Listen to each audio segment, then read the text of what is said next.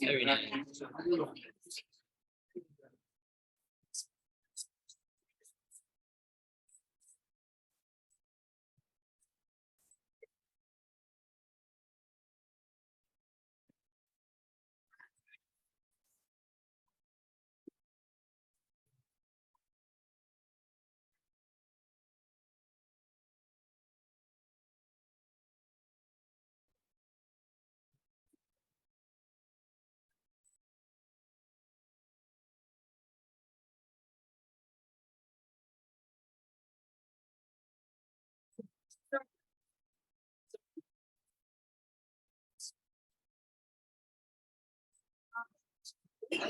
Been for your husband for 30 years.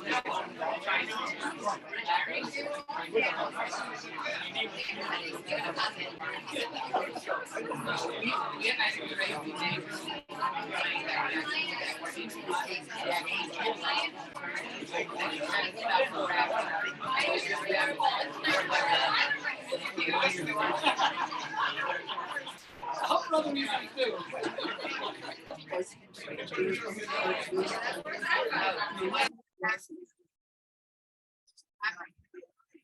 23 beings here.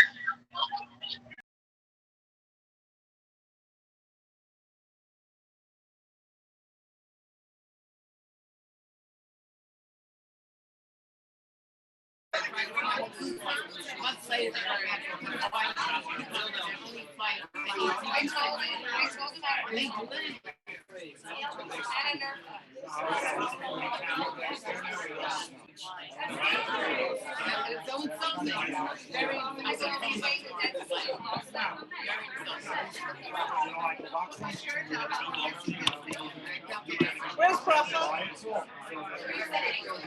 Could you? What's the problem? You're gonna put it here and face it here. The speaker's on here, not those on there. What are you trying to do? We just put it there. Okay. You want to face the speaker?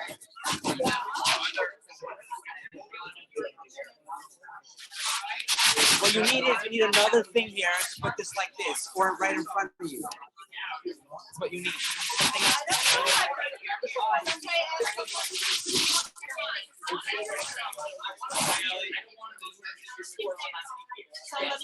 else. You need another sender. Does that work?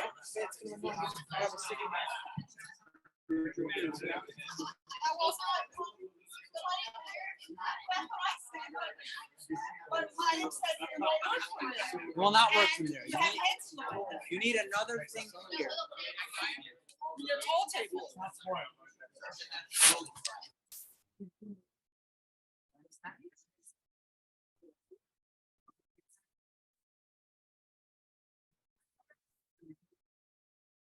Now? No, not.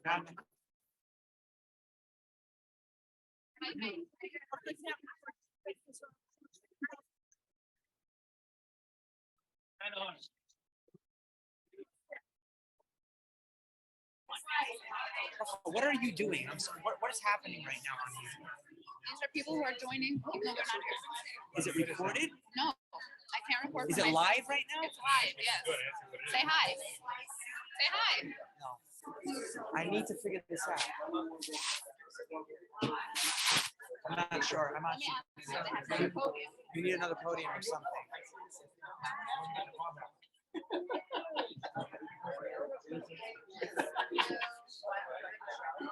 Should be good.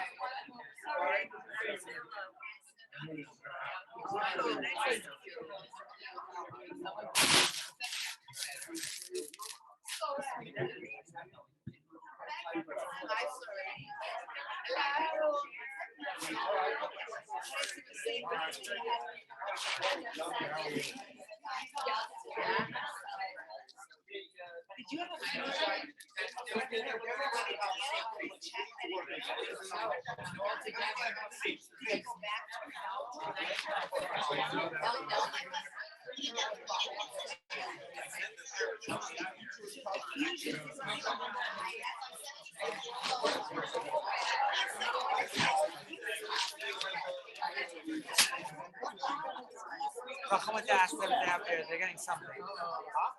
They're getting a tip. I just realized she's using a like 8-year MacBook Air that has like a 480p selfie camera. Nobody's gonna be able to see anything.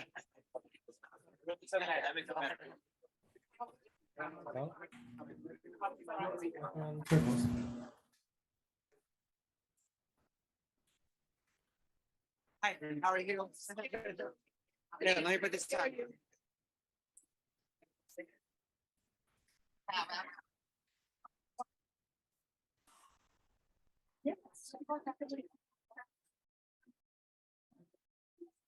Not the best angle, but whatever.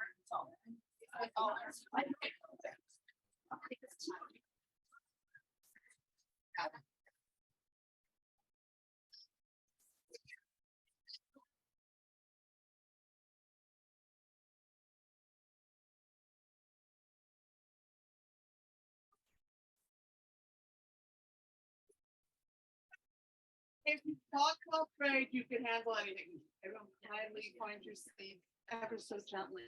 My sister has worked so hard trying to make this night. Is like to begin the program. Terrible angle. You're working. We could.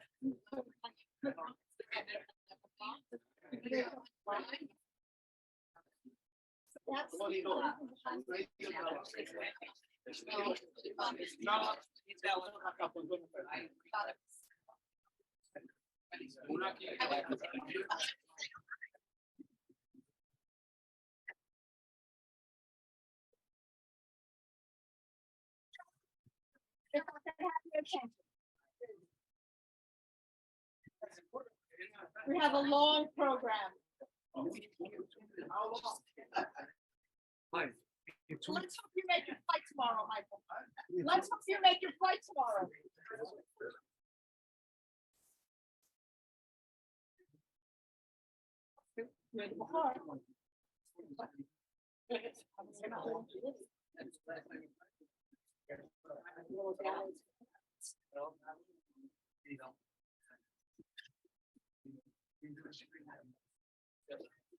This is not my speech. Yeah. I'm wearing 2 hats tonight. I'm gonna MC this and I'm gonna speak later. Because everything wonderful is worth waiting for. We're gonna start the program with making a siyum and Uncle Yankee, and however you know him, is gonna come up and please make a siyum.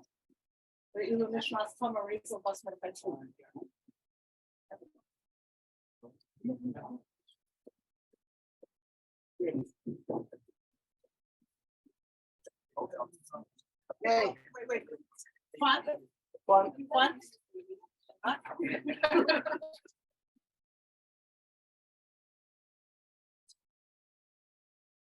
Okay, this is Siyam Nishmas Hamarizal Mordechai. I'm not going to go into Ian. I have Yankee into for that. He's going to go into stuff. I'm just going to be very superficial. So, this is actually the Gemara is on Naziris. This has been the Daf Yomi, and I'm actually 2 weeks ahead of schedule. And I decided that to make the Siyam, so it should all be Zoicha in this studio. Okay, so the Mishnah said, Nuzir hoye Shmuel b'divrei Reb Nahira. Reb Nahira said that Shmuel Hanavi was the Nuzir, and the Mishnah is bringing out different ways of how it became a Nuzir. It says Shenema It says, "Umayra loyala roishay." A murder will never go on his head. When Hannah, Shmuel's mother, was asking the Rebbe Shalom to give her a child, she said that if the Rebbe Shalom gives me a child, then this murder will never go over his head, meaning that he will never have a razor touch his head. He will never shave his head or his hair off, and he'll be a Nazir. And Nema b'Shimshon u'Moira, and Nema b'Shmuel u'Moira. It says both by Shmuel Hanovi, by Shimshon Hadibur, it says Moira, and by Shmuel it says Moira. Shimshon, we know that he was a Nazir, and that by him a razor would never go over his head. So figure that just like by Shimshon, it's a razor. It's same over here by Shmuel. So the Mishnah says, "My Moira Amir b'Shimshon Nazir," just like Moira that was said by Shimshon is a Nazir. Moira, remember Shmuel Nazir. The Moira that is said by Shmuel Hanovi is also Moira, which means a razor. A razor will never go over head, which means that they're both a Nazir. So something more as a commission. One of Yosef. The word Moira, the type of Moira is fear, meaning that Shmuel would never have any fear of any boss of Adam. Presumably, I told them. It says in the Torah, how am I going to get the Rebbe Shalom send Shmuel to anoint David HaMelech as the king? And Shmuel says, I'm afraid to go and anoint David because Shaul is going to kill me. So we see that there is fear. So how could you say that Moira means that there's no fear? So it says, so it shows that indeed he was afraid of people, therefore it cannot be Moira has anything to do with the Naziris. It has to do that no razor should go over the head. You can't shave. Peter said to his son, in the olden days they used to have one person take the wine. He would take the wine, make the bracha, and then bench. And at the end of benching, everybody would answer Rumim. So the Mishnah says, or the Gemara says, he's saying to his son, when they asking you to bench, so grab the wine and be ready to bench and say the bracha. To grab it first. The Rabbi Bray to his son. Also, he said, so you see a cup of wine and we're about to get to the bench, grab the wine so that you're going to bench and you're going to make the bracha. Why? Because it's better for the person who says the bracha, rather, it's not better, it's a higher madrega, the person that says the bracha, rather than the person that answers Omein at the end. So something more, remember, we can say that the guy that says the bracha, he's better than the one that says Omein. The Tanya said, Rabbi Yoshi says, good the person, he says just the opposite. The one that answers Umein is better than the one that's making the bracha. He said to him, you're right. Why? Because when there's a war, you always have the foot soldiers are the ones that go first out and they fight. And then as it's getting to the end, so the gladiators then come out and they take the credit that they won the war. So here the same thing, that the one that grabs and says the bracha is better than the one that says Amen at the end. So the Gemara says, you're right. Tanahi, it's a machlekes between Tanam. One time it says, it doesn't matter. The person that benches and the person that says the bracha and says Amen at the end. So they're both equal. Ella, the Maluchim give credit to the person who benches for who says the bracha, and then gives credit to the person that says Amen. So therefore, according to him, the bracha, the one that says bracha, is one step higher than the person that says Amen. And now the Gemara, this is perfect for Bobbi. The Gemara comes in and brings a very nice ending. It says, Omer Rav Lezer, Omer Rav Chanina. Rav Lezer said in the name of Rav Chanina, Torah scholars increase peace, shalom in the world. Shenema, because it says, all your children will be students of Hashem, and abundant peace will be the peace of the children. In other words, the people that learn Torah and they are the Rabbanim, they know everything, they're the ones that bring shalom to the world. Without that, there will be no peace in the world. Shkoyah. I don't know how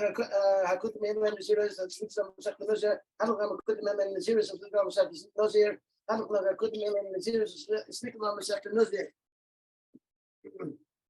I don't know, was after news, I don't know that, I'm after news, that on the line is after news, maybe I'm going to say, I don't know after news, I don't know that on the that on line is your name, maybe I'm going to maybe I'm going to say, I don't know after news, I don't know that, after news, that on the line is the maybe I'm going to say, you just when I'm saying this, this is what I'm saying, but I'm saying, you say, I'm going to not from my papa, look at my papa, Seudah, my papa, my papa, don't my papa, I don't know, the last of the I'm so many sexual and girl out from the circle, you just want to talk smart. When we come to say, give him me, and we do Mama, yes, but you don't kiss Sonny, but I told him, I'm going to get only no man said boy. Wait a minute, the same. She's not going to be some address, when the Sam came years with Corona, she must give me very much given one must give me the Toyota, they must give me the Tatum. I know only I'm on the way, my mother, when I'm on the ground, Sucher, the I'm on the way to comes from. Only lots of the aim, lots of high one above, lots of the Shachas, never about to him to leave the Shachas, actually doing what you have to name when you have to Bach. He is never what I was saying, Shims and that was some stuff and those here, Kate has in the house from the Zephyrus is for him, a Halim of Simon, Lil my the Lama, Lishma Molasses, will come to the something that I have. Was dus kon ik noemen, maar we moeten met elkaar komen. Ja, maar die zaken zijn dus uit met die zaken zeggen zaken uit Thailand. We schijnen die is al leggen dan bij Israël. De Shabbat is maar leggen. Wat ze zeggen dat je hier leggen. Die zien we langs ga je hem uitgeven in de spijt als je begon. En nooit ooit naar mij gaan dan niet was zo. Is gedaan, schrijf maar. Waarom doen ze dat ze gaan doen? Dat ga je dan zei als je ja ze moet gaan om met elkaar te bestaan. Zo goed is want ja wij ik begonnen ik doe naar de zonne van de schmaai laatst ja maar kun je die maar goed ze kunnen die als maar kunnen ze gaan. Ik ga niet gaan gaan we zo maar kunnen fish met dan from last year, oh, this is not to be home. Then the question is not more than me. I say, what them got a mission there, come on, but I was in the class outside. You know, so much to this back of Friday, because we probably might be out of it. Yes, but I'm sure we can do it. Section of rainbow, I'm not going to shop in my name.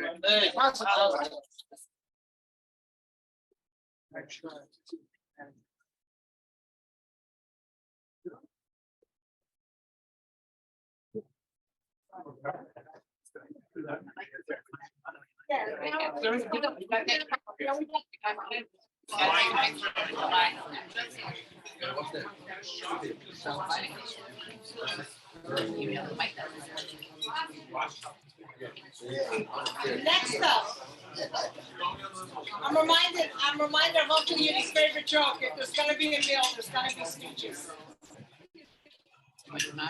Next up is the Bechor of the family. I called her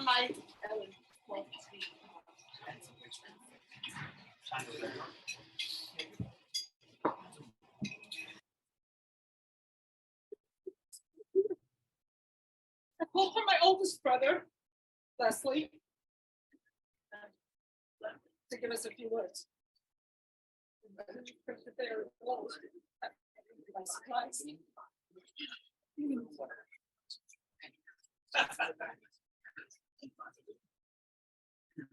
Leslie, you have a hand that you want to give back?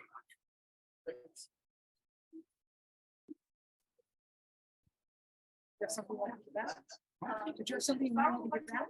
No, I'll give it.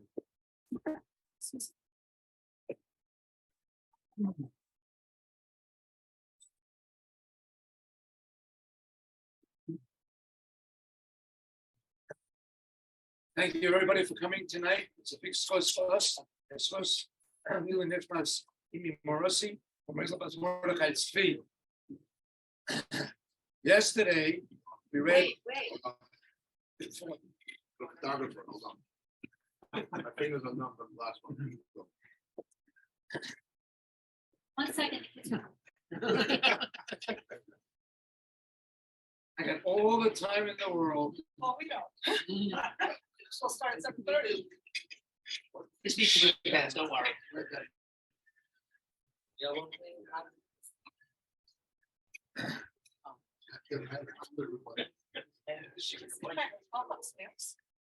Yesterday, we read the parshas of Hayakal Pekudei. In them, Laid beautifully by. The Torah discusses the building of the Mishkan, the making of the tapestries, the weaving of the garments for the Kohanim. Who did this work? Who was so skilled that he could accomplish such an intricate job to such perfection? We know that the Mitzrayim never trained the Jews in such crafts. How could anyone volunteer to fulfill such a holy tafkid if so unskilled? These unskilled volunteers were infused with emunah, faith that Hashem would help them fulfill this holy task. They taught themselves how to sew, how to weave, to crochet, and to knit. It did not matter what fabric was used. They embarked on this activity without training, but with enormous siyata d'shmaya that Hashem would help them carry through. It's fitting that Mami's Yartzeit, Pashas Vayakel, discusses Mami's particular talent, a self-taught talent, sewing and knitting. Jehovah said to me, "Solange as the Lichter brennt, it can noch verrecken.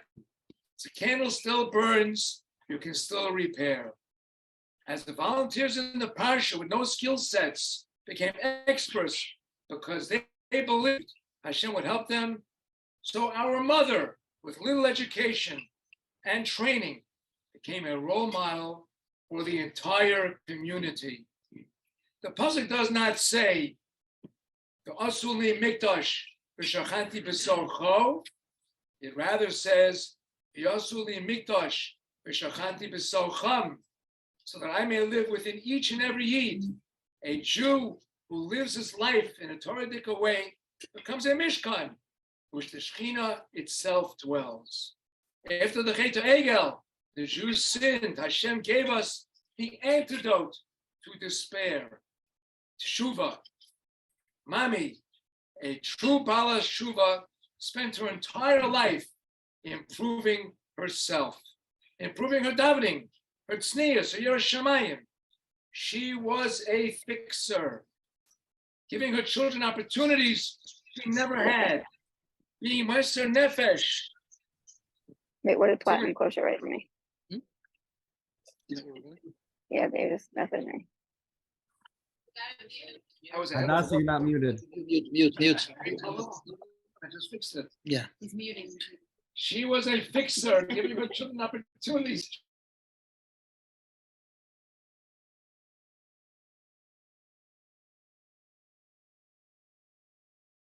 No, stop. You muted Zaidi. We can't hear you now. Your end.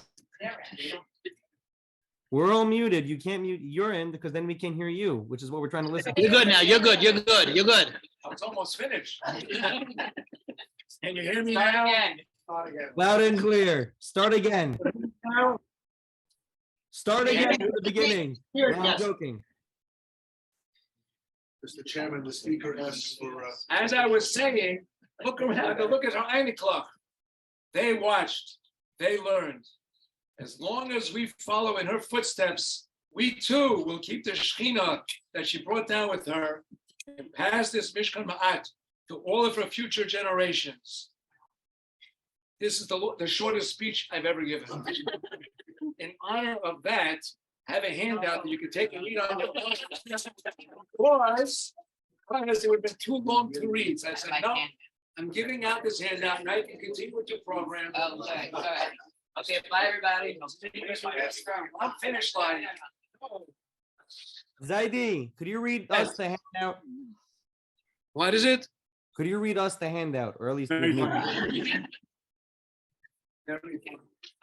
This story about someone who's completely not related to Bobbi, to Mami, is a mirror image of her life. Just change the details. However, it says he, just say she. And this is a story of Bobbi's life.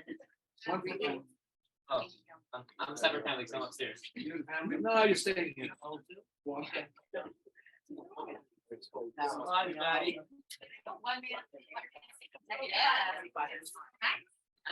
minute.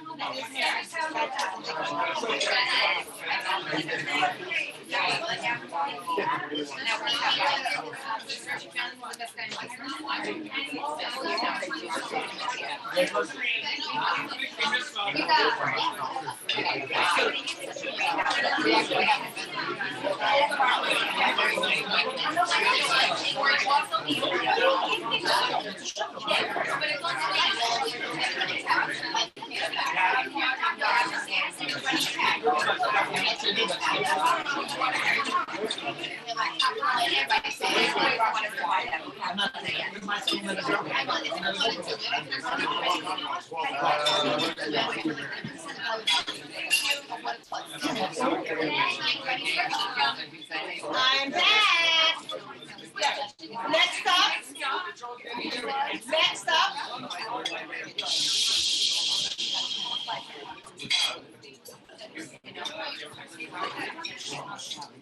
If there was one person, well, there was more than one, but one person who was very, very faithful to calling Bobbi every single Erev Shabbos. And this is someone who chose to be in the family. I'd like to call upon Yaki Insla, Harav, Yaki Insla, to say a few words.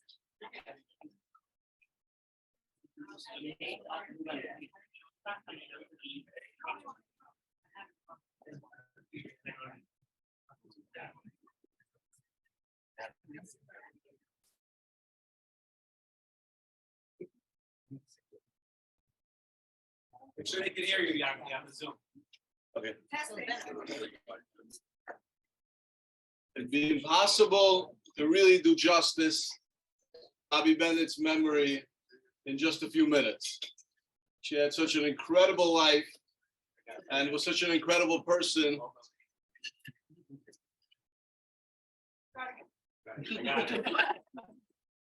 He doesn't have that. She had such an incredible life and was such an incredible person. To try to really do justice is impossible in just a few minutes. So, to scratch the surface would take a long time, which no one wants. So I'll just say, I'll pick a point or two, a specific attribute or two that for me were very inspiring and sort of focus on that. The first thing and the main thing I'd like to talk about with Bobbi, and there's a lot been mentioned throughout, the Shloshim and everything, and the, Levaya. But the attribute I'd like to talk about is her tremendous appreciation of life.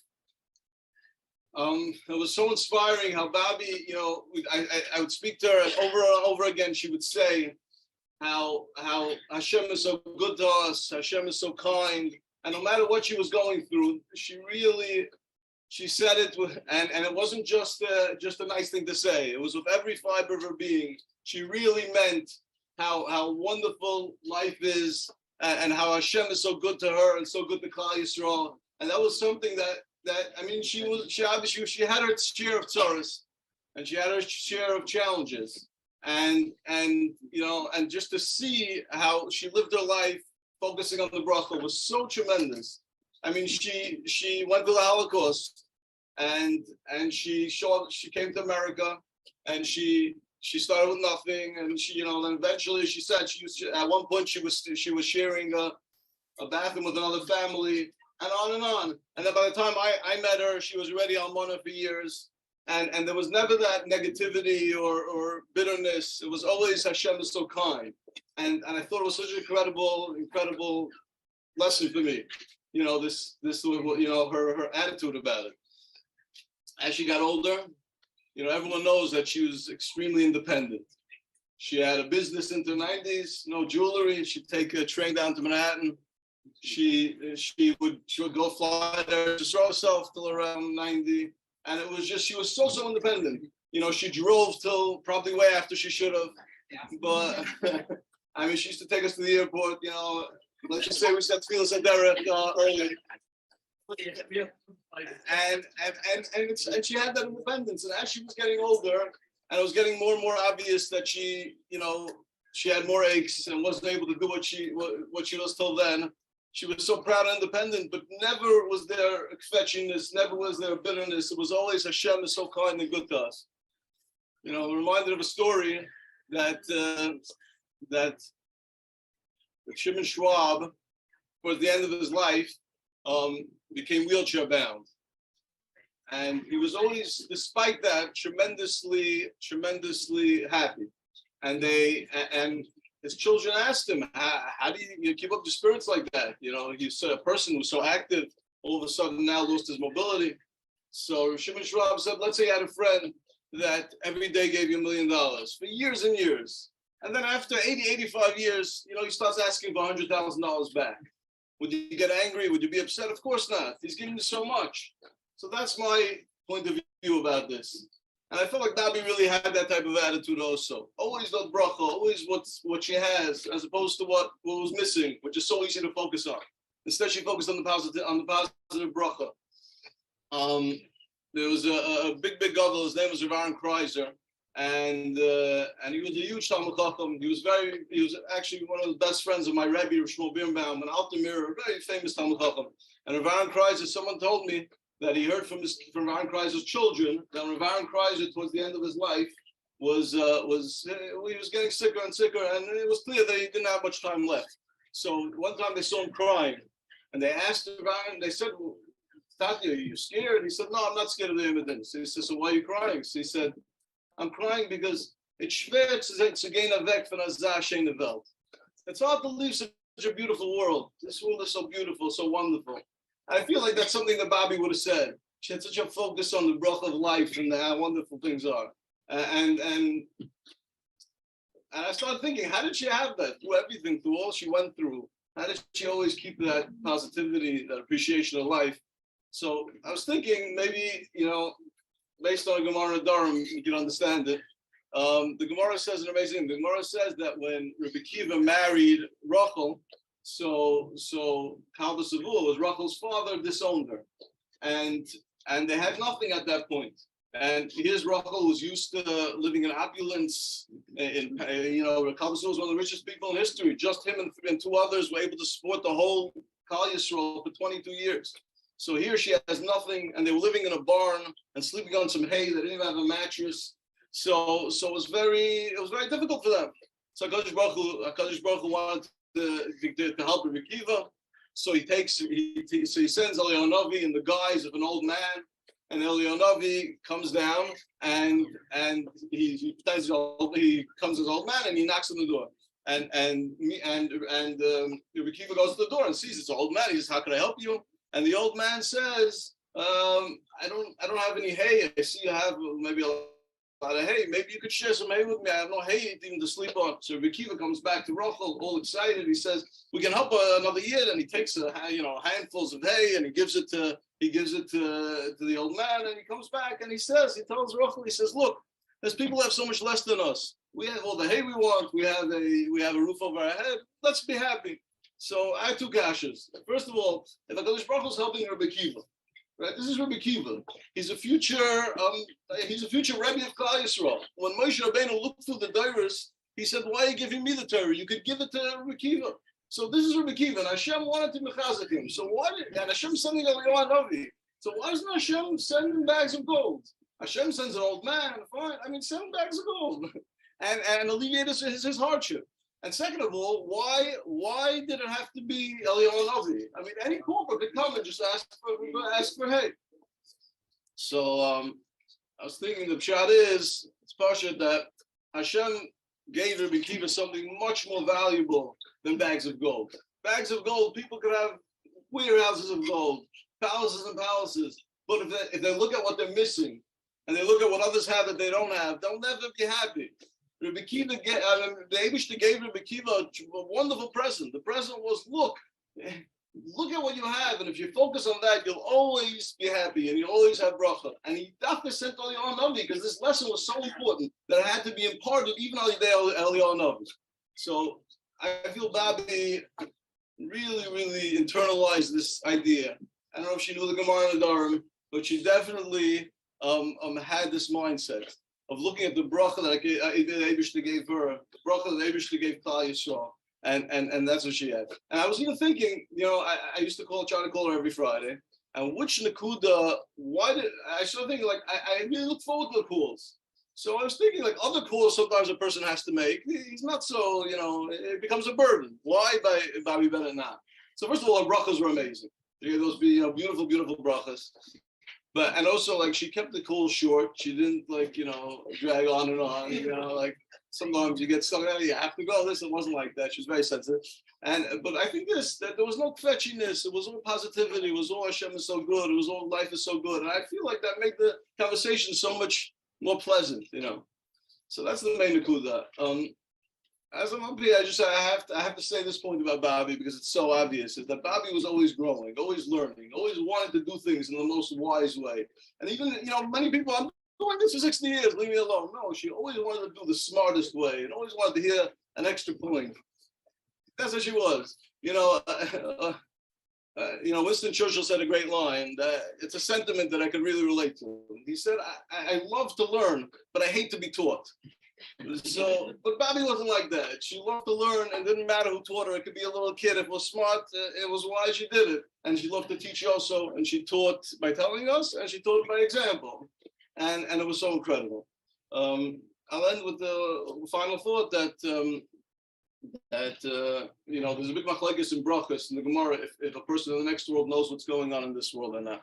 So it's a big shaila. So Eibishter says a beautiful. He says that they're both right. He says the type of person who spends his life caring about others, so that person in the next world will know what's going on in this world. The type of person, he could be a tzaddik, but if he spent his time on himself, then he won't know.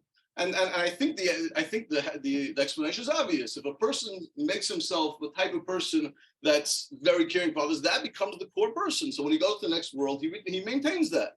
If he didn't do that, then he doesn't have that attribute.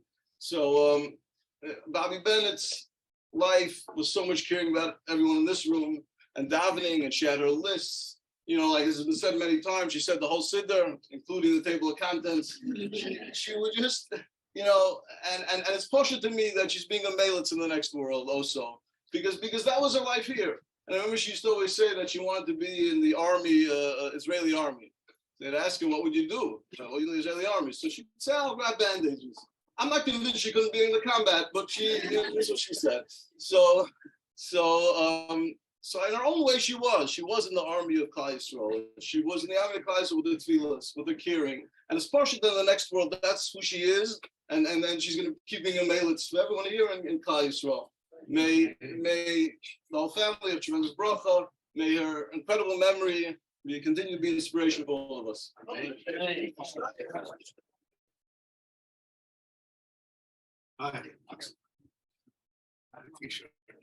gonna keep it moving because there's a lot. Someone is here tonight. Was a big part of our family for a long time growing up, and knew my parents well and knew Bobbi Bennett really well. And we lost touch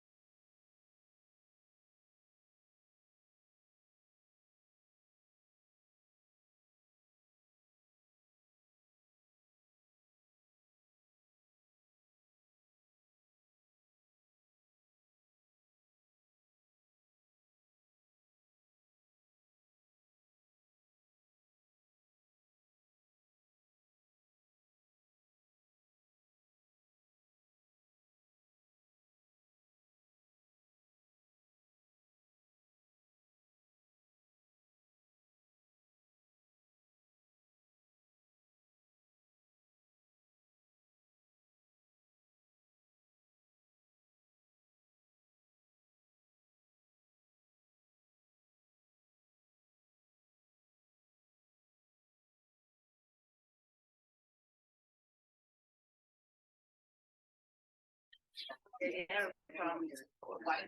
you go.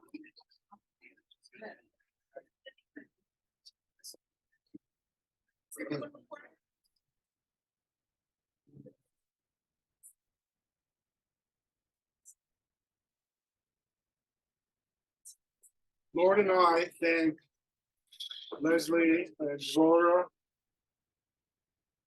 Michael and Suri, Lisa and Yankee for your kind invitation to this dinner, commemorating the first Yartzeit of Mrs. Ann Bennett of blessed memory. The grandchildren and family of Mr. and Mrs. Bennett are probably wondering, who are these people? These non-family members who were invited to share in this very special family event. Well, this is not my first attendance at a Bennett family event. I was at Alan Sheverbrachet at Burso on 108th Street in Forest Hills. I was at Suri and Michael's wedding in Greatman. I was at Lisa and Yankee's wedding in Greatman. I was at a delicious barbecue in Yankee and Lisa's backyard in Kew Garden Hills, celebrating Lisa's graduation from Cardozo Law School.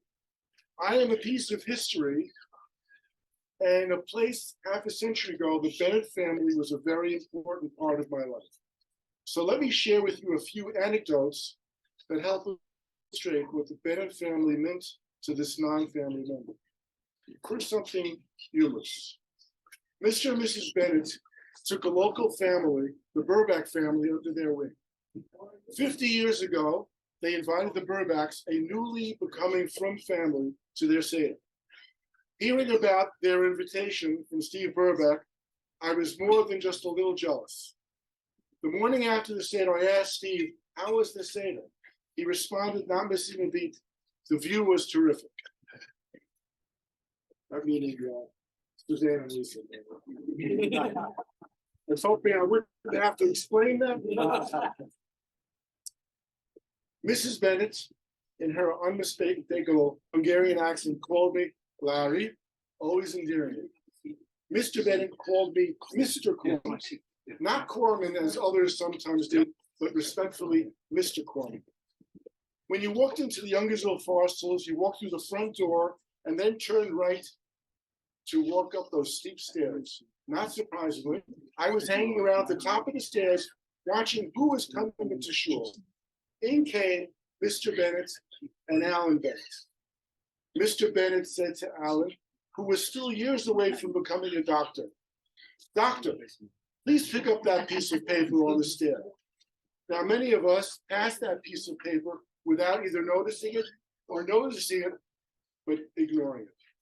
Alan dutifully, while walking up the stairs, picked it up.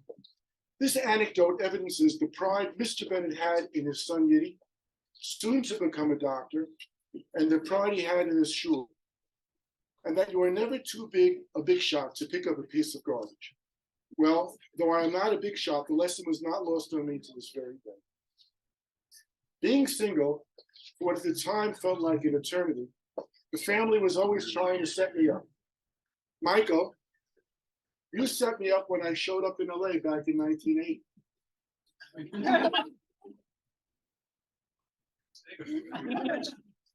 Well, clearly didn't work. Well, I'll go off target, but you said to me, Larry, I'm going to set you up with the most beautiful girl in LA. And I said, Michael, you're not, because you married the most beautiful.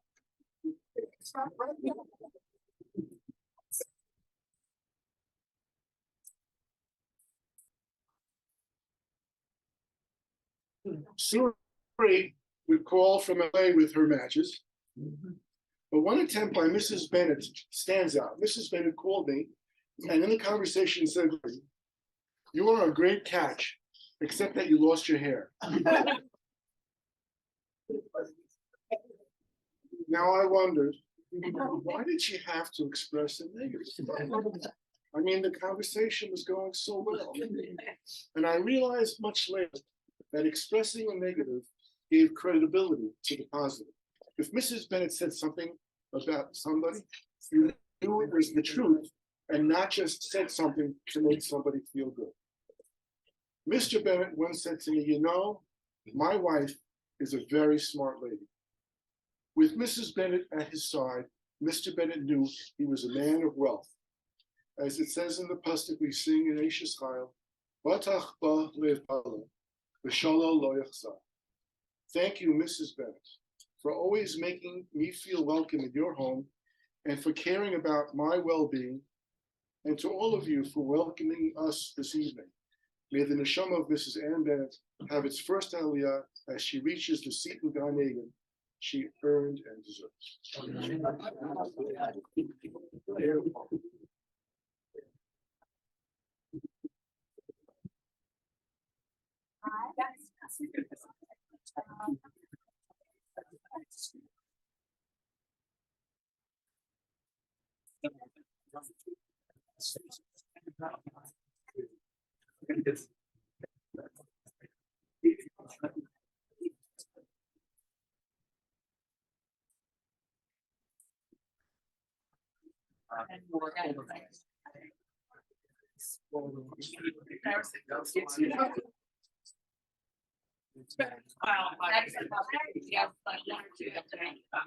like, Mitchell, yeah.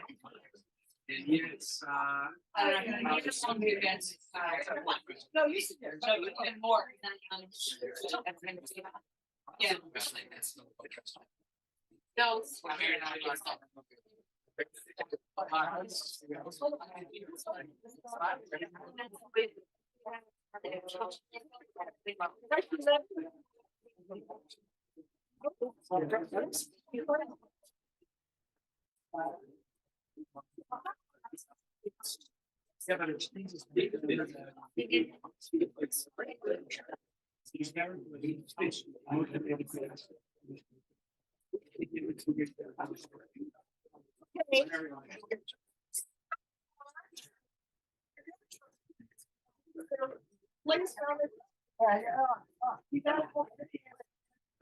it's.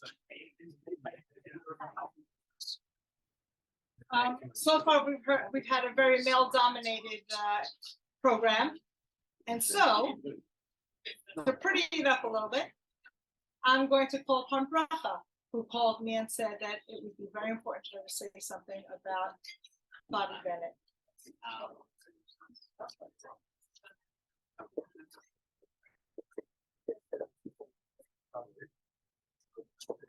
Ryan gave me explicit instructions not to cry. It's like telling you not to laugh at first.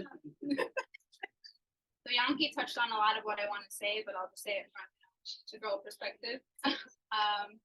So last year when everyone was quickly preparing a Hespedim for Bobbi, I frantically texted Maishi and I said, I have so much to say. Please include some points for me for Bobbi. And then I sat there and I tried to think about what I should say about Bobbi, and my mind was both simultaneously overwhelmed and completely blank.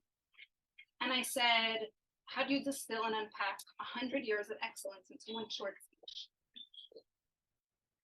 So when Bobbi was in Niftaris, it was a pain that I felt very deeply. And it's hard to say that after 100 years, it's tragic, but it felt cataclysmic. Bobbi has been.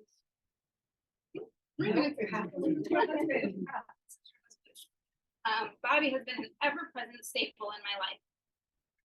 As her youngest granddaughter, I got the distinct privilege of getting to spend incredible amounts of time with her as she came for Shabbos so often to my parents. From the age of about 8 years old until I got married at 20, when Bobbi would come for Shabbos, I would go down to the guest room to sleep with her, thinking that she must be lonely without Sadie. Sadie passed away when I was only 5. So most of my perception and working memory is of Bobbi alone. During those nights together, I gained so much from Bobbi, and she would tell me stories and lessons and tricks to life.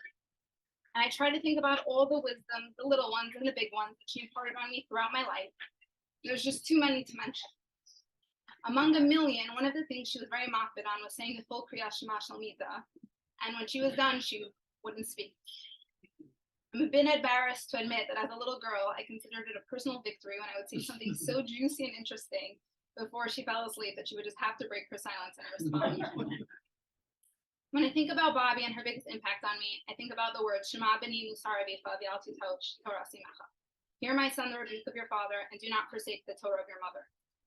The famous word that's brought down about what this means is that we have 2 Masoros. the Masorah of our fathers, who teach us Torah text, halacha, and the one of the mothers, who teach us the fundamental concepts of living life through Torah on a day-to-day basis. For the past 20 plus years since Zaidi was nifter, I experienced Bobbi as this towering leader of our family.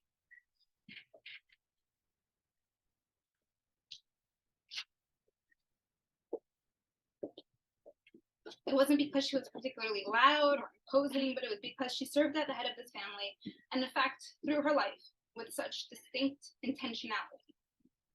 For me, it was her intentionality that was so remarkable.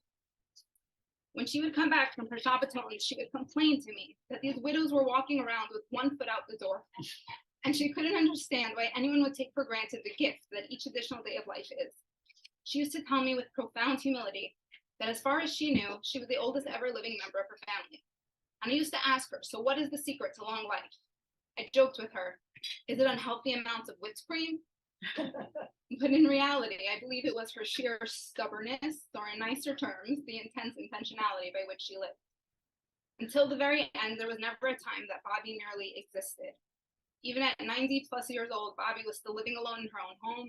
She was driving and picking me up in her old car. She was attending Shiurim in Manhattan via subway, starting a jewelry repair business. She was the very picture of the independent woman. And when life got her down, when she sustained fall after fall, injury after injury, she pushed herself to her farthest limits.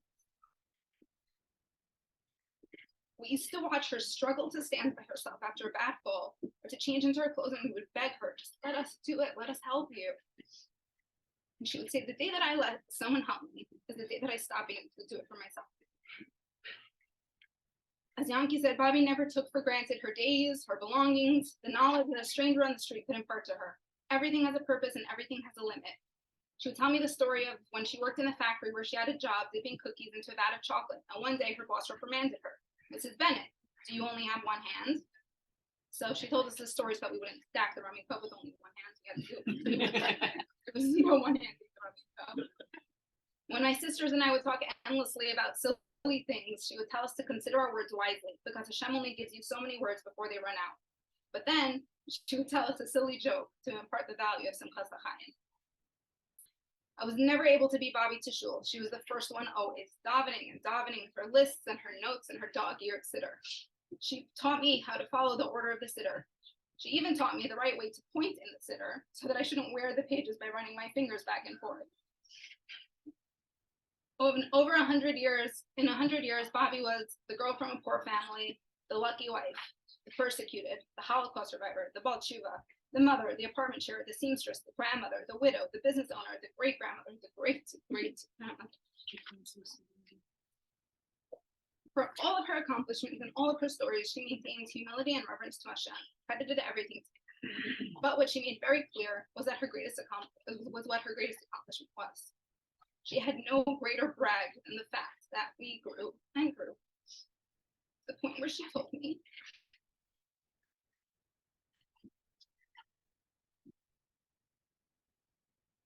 it's hard to imagine how big my family is. It's easy to lose track. But one day by my patira, you'll see how grand my accomplishment is. What made her proud was not that we're successful doctors and lawyers, teachers and accountants and businessmen. It wasn't that everyone in the community knew the Newmans from Jamaica Estates, the Bennetts from Kew Garden Hills, the Cats from LA. The part that brought her the most pride was her incomparable feats that each and every one of her children and grandchildren remained from. But each of us continued to live our lives with the intentionality that she lived her life with. Her body, something as simple as the sneeze, as we all know, would not warrant a bless you, but it would warrant us from out and dark. In Bobbi's last days, we kept going back to the house to say goodbye. And a few days before she was in the terrace, I brought my Ari and Achi to say goodbye to her. And at that point, Bobbi was not really there. So they hugged her, they kissed her, they said goodbye, and Ari turned to me and he said, okay, now what do I do? So I said, I don't know, why don't you sing to her? Bobbi used to love when we would sing by the candles. So without me telling them what to sing, Ari and Achi began to sing Shema.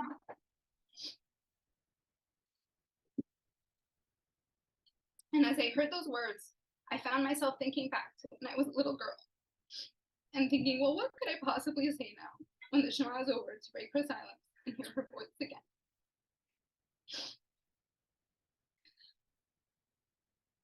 So 100 years Bobbi had on this earth, 100 years in which she left her mark. And we never really believed that she wouldn't be here with us anymore because she was just a staple. She was always there. And now, to my utter disbelief, somehow a full year has already passed. And so, on this anniversary, my bracha to us all is that we continue to be Bobbi's greatest accomplishments, and we all continue to live each of our days with the purpose that she lived hers with.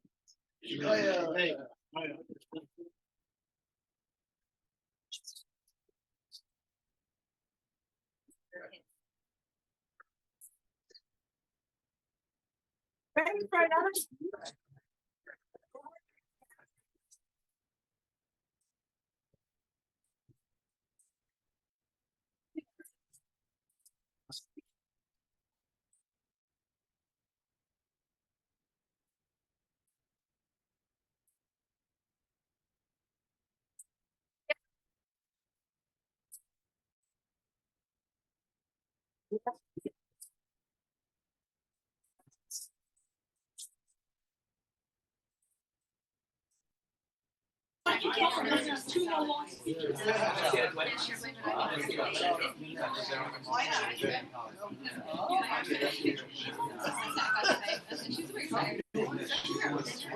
Okay. I think there's only two more speeches.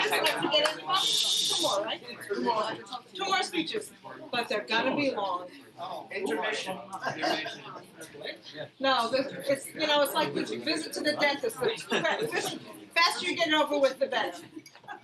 And so upon this moment, I would like to call upon one of my favorite speakers, but I'm a little biased.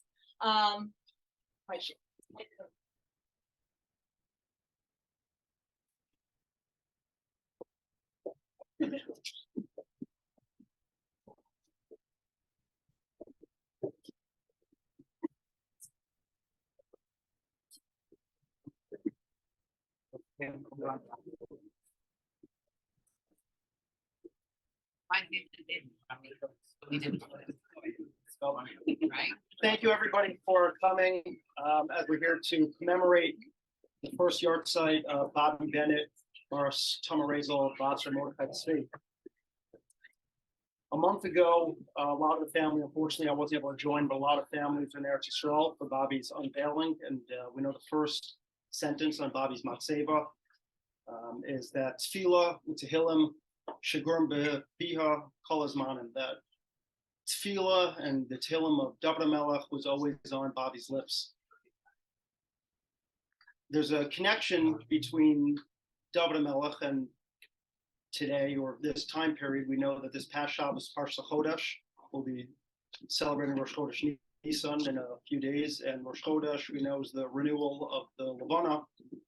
And when we daven Kiddush Levana after every Rosh Chodesh, we say David Melech Shol Chai V'Kayim in the middle of the Kiddush Levana. The first source that brings that minhag down is the Ramah on Orach Chaim, and he says that it was the prevalent Ashkenazi custom in his time. And he explains his words. Nohagim Omar David Melech Shol Chai V'Kayim, that we have the minhag to say David Melech Shol Chai V'Kayim Shemachuso Nim Shol Levana V'Asid L'Schadesh Kmosa, because his malchus, his kingship, was compared to the moon and is destined in the future to be renewed like it. And Bnei Yisrael are going to be reunited with their husband Hashem. Like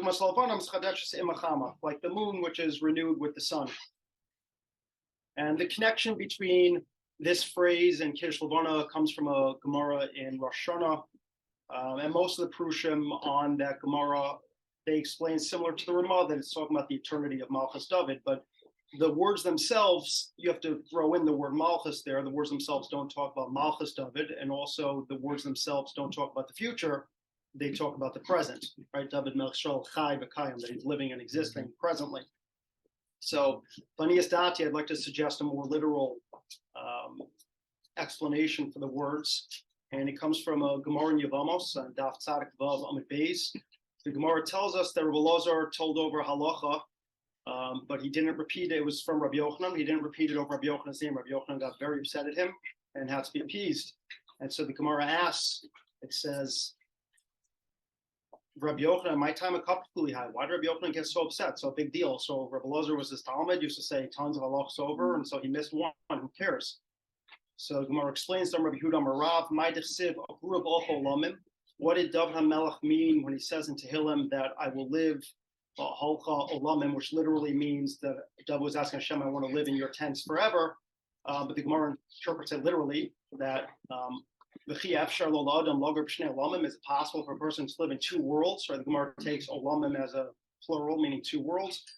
So Ella Amar David L'Pnei Kadosh Baruch Hu, David was saying to Hashem, Ribono Shel Olam Yehi Ratzon Sheyomer Dvar Shmu Mipi Ba'olam Hazeh, that it should be your will that people should say over halacha in this world in my name.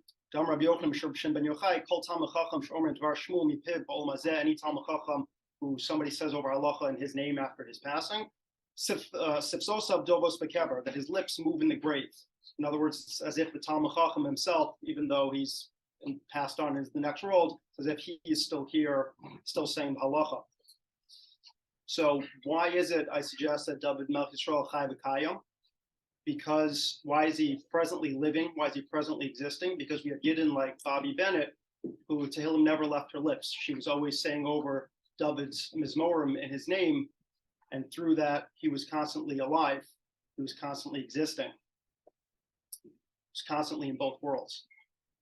The Gemara in the beginning of the fifth parak in Bava Basra brings down 21 fantastical stories. There's machlokas, of course, whether or not they actually happened or whether they were dreams or mishalim, but everybody agrees, even those that say that they literally happened, that there's a deeper meaning to the stories. The Gemara doesn't just bring down a galaxy for no reason, that it meant something more.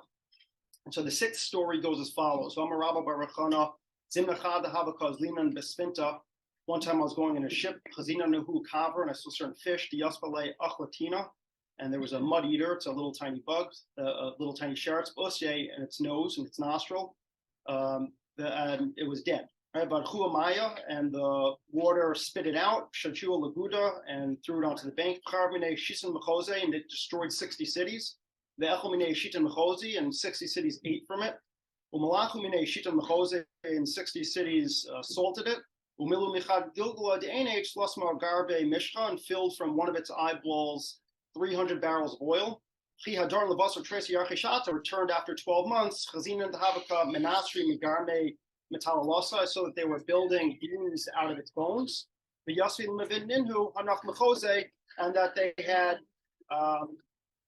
they had moved on to rebuild those cities that had been destroyed. So as is relevant for our purposes, the Olelos Ephraim, he explains the symbolism as follows. In Kohelah, Shlomo HaMelech compares the death of a tzaddik to the capturing of a fish. So the ship in the story represents life, it's life's travails, the up and downs. The dead fish represents the death of a tzaddik, the death of tzaddikim in the world. And we know that Hashem is very exacting with tzaddikim, that Hashem punishes and will kill a tzaddik for the most minor of infractions. And so that's what's represented by this mud eater, this tiny little bug in its nostril, that we know that a sheretz in the Torah brings tumah. And so even a small tiny avera, it is metame, the nefesh of the tzaddik. And Hashem punishes the tzaddik on its account. So Rabbi Baruch Hana was taking notes of the effects that the death of tzaddikim have on people. And there's three classes of people and how they react. The first class react in the most extreme of manners. They see that the tzaddik was punished for such a small, tiny infraction, and they decide that therefore they want to have nothing to do with the world. They become completely full of self-denial. They refuse to allow themselves to partake of any of the goodness of the world, any materiality. And that's not the way that Hashem designed it. That's not the way Hashem wanted us to live. And so they end up destroying their lives over nothing. And this is the 60 cities that were destroyed by the fish. The second class of people goes to the exact opposite extreme. They see that even tzaddikim die. And so they say it's all worthless. There's no life after death. We only exist in this world. They become hedonistic. And so they just enjoy life's pleasures and don't care if anything happens afterwards. And that's the second 60, the 60 that ate from the fish. And then the third class of people is the middle ground, the one that takes a reasonable, rational approach. And the lesson that they take from the death of a tzaddik is that our job in this world is to amass as many zechuyim as we can, zechuyos as we can, so that we will have merit for olam haba. And so that's why they filled the barrels with oil. They were preserving the lessons from the tzaddikim for future use. We know that there's Gemara that compares, that says that olam haba is full of rivers of oil, and so that's the symbolism of the barrels of oil. And then a year later, Rabbi Baruch Hana comes back, and he sees that they're rebuilding. And the symbolism of that is that the Gemara tells us, Gemara and Brachos, on Daf Nun Ches Amud Beis, tells us that after 12 months, a person begins to forget decedents, that a person is finally able to move on. Hashem gives us 12 months to mourn, and then after those 12 months, the person is able to move on. And so in our story, even those people that have been so devastated that they destroyed their city, they destroyed themselves, after 12 months, they were able to move on and to rebuild. So it's now been 12 months since Bobbi's Patira. For many of us, our lives were shattered when Bobbi was in Paris. But now Hashem has told us that it's time to rebuild. And it's time not to move on, but to move forward without Bobbi in our lives. And so the question is, what lessons, what barrels of oil do we take from Bobbi Bennett, from Tamar Rezel Basra Mordechai Tzvi? So we all know what Bobbi had to say about David HaMelech and her esteem for David HaMelech and his Mizmorim, but what did David HaMelech 3,000 years ago in his wisdom and his Ruach HaKodesh have to say about Bobbi Bennett, about Tamar Rezel Basra Mordechai Tzvi? So in Tehillim, Kapitel Tzadik Beis, in the 13th pasuk, David HaMelech says as follows: Tzadik Katamar Yifrach, Erez Balvanon Yeskeh, that a righteous man will flourish like a tamar, like a date palm. Erez, like a cedar in Lebanon, he will flourish. So Gemara and Tanis and Chafei Amud Beis ask the immediate question: how can a tzaddik be like both a tamar and an erez? The two of them are completely contradictory, because a tamar has fruit, but it won't regrow, and an erez will regrow, but it has no fruit. So Dor Shapia Bar Luyani might have said tzaddik tamar yifrach erez b'vanu yeskeh. In nemar tamar, lama nemar erez. If it says tamar, how could it say erez? In nemar erez, lama nemar tamar, how could it say tamar? So he explains that ilu nemar tamar, lo nemar erez. Had it only said tamar but not erez, Isi Omar would have said that ma tamar in gizo machlif, that a tamar, a date palm, if it gets cut down, it doesn't regrow. Af tzaddik chas v'sholom in gizo machlif. Even a tzaddik chas v'sholom will not regrow. Rashi explains that he will not partake in tchias hamesim. Even a tzaddik won't partake in tchias hamesim. The Rashbam says that even a tzaddik will not have a son, not a children that follows in his footsteps and carries on his work after his death. L'kach nemar erez. Therefore, it says erez because an erez does regrow. Ilu nemar erez, lo nemar tamar. And had it said erez but not tamar, like Isi Omer, I would have said ma erez enos aperos, just like an erez doesn't have make peros. Av tzaddik chas v'sholom enos aperos, that a tzaddik does not get rewarded for his good deed, that he won't have peros in olam haba. L'kach nemar tamar of nemar erez. Therefore, it says both tamar, and therefore it says erez. I don't think it's an exaggeration to say that our family, from the top down, is a very unique family. We are a family that I don't think exists in many, if any, other Jewish families, especially to the extent and the breadth of our family. And it starts from the top down. Out of Kibbutz Aim, I'm going to start with my mother, a Juris doctor, who knows more halachos and more Torah than most people, most men without smicha, and even more than some with smicha. Uncle Leslie, the Bechor of the family, preeminent doctor at Booth. Torah is never gone from his lips. And Uncle Leslie probably could have been Rosh Yeshiva if he wanted to, if he didn't become a doctor. Aunt Suri is scientist by Uncle Yidina. Okay. Uncle Yiddy, the same. You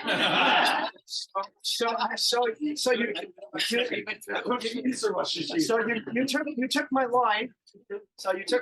But I was told to do Uncle Yiddy next. So Uncle Yiddy Olva Shalom, also a doctor and the epitome of Torah Umada, the president of the American Association of Jewish Scientists. Actually was Zoka with Bobbi to, I believe, hear Uncle Yiddi's last lecture that he gave for the AOJS. I think we went to some hotel for Yontif, I forget which Yontif. Uncle Leslie, Bobby insisted on going. Bobby was in a wheelchair at the time, so she insisted on going. So I had to take her, so I was open to be there. Uncle Yiddi gave a speech about how cannabis in the Torah was possibly cannabis, marijuana, and some woman went nuts in the audience. And Uncle Yiddi just smiled about it. He had a great time. But you know, Bobby was so proud of it. But really, Uncle Yiddi, the epitome of Torah Mada. Then Ansuri, a scientist by profession, who also is a Magedah here and could have been a Rosh Yeshiva. Yeah, if she went to JTS or a scientist. And it doesn't stop at that generation. As we go to the next generation as well, and there's just too many of us here to go by person, but we could go family by family and up and down the line. We have professionals who are Talmidei Chachamim who are professionals, and then the women. It's a combination of two inherently contradictory worlds, and somehow this family makes it work, and it's not by accident. It all came from Bobbi. It all came from Zaidi. The two of them, especially Bobbi, were inherent contradictions. Bobbi heard Uncle Leslie mention Bobbi's Baal Tshuva. Bobbi, not by her choice, by the fact that her parents weren't from, grew up without much Yiddishkeit. And yet Bobbi loved, as I mentioned at Bobbi's Levaya a year ago, Bobbi loved Hashem and Mitzvos and Torah more than anybody I know. And as you heard Jan Ginsel say, it was genuine. It wasn't fake. Bobbi survived the Machash. She saw terrible things happen to her family. Zaidi saw terrible things happen to his family. They could have very easily said, we don't need this religion that just took 6 million of us. And yet their emunah became stronger. And Bobbi and Zaidi came here. Zaidi, we know, was a pink slip Jew, new job every week. Bobbi, we heard the story from Bracha, used two hands, Mrs. Bennett. She was working any job she could find. And yet Bobbi and Zaidi didn't have money. Why? Because they spent on their children. Because all that work that they did to generate that money was not for themselves, it was for their families, so that their children would have a yeshiva education. And yet the yeshiva education wasn't enough for them, and Torah Mada was not big then. It was pretty much either you went to Torah or you went to Mada, and yet Bobbi insisted that her children not only get a Jewish education, but a secular education as well. We heard that Uncle Yiddi Ova Shalom at his Shloshim short while ago, the story that Yossi told us. I think it was Yossi. I'm sorry if it was not Talia. That Uncle Yiddi wanted to go to kibbutz in Eretz Yisrael, and Zaidi said, "Sure, after you get your medical degree, go to kibbutz." Kibbutz, sorry. Kibbutz. I'm not Israeli. No. Whenever Bobbi would speak about Hungary, she would say with such pride, "That's the most beautiful country in the world," made her to the ground. Bobbi was somebody that barely felt the need to leave her house, and yet in her 90s, she, as Bracha mentioned, she was running on a subway by herself to the city just so she could catch a shear for an hour. And then, personally, when Bobbi was at the house, she loved nothing more than to spend all the time on Shabbos playing rummy cup or playing cards or something. But Shabbos morning came, and we had to be the first ones in shul more than an hour early because Bobbi needed to spend her free time davening to Hashem. So Bobbi epitomized successfully mixing together these two inherently contradictory worlds and melding them into one world that made sense. And Bobbi passed that along to her children, and her children to their children, and their children, to their children. And we continue to emulate and carry on Bobbi's work. The tzaddikas that she was, we now continue to emulate her lessons and her message. And so what did David HaMelech say about Bobbi 3,000 years ago? David HaMelech said, "Tzaddik hatamar yifrach, erez lavoni yiskeh." I could just very easily take erez as a cognate to Razel, but I'm going to take a little bit of poetic license. Tamar itself is self-explanatory.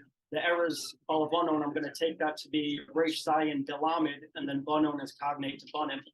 David HaMelech was saying, what should a righteous person look to? Who should a righteous person emulate in this world?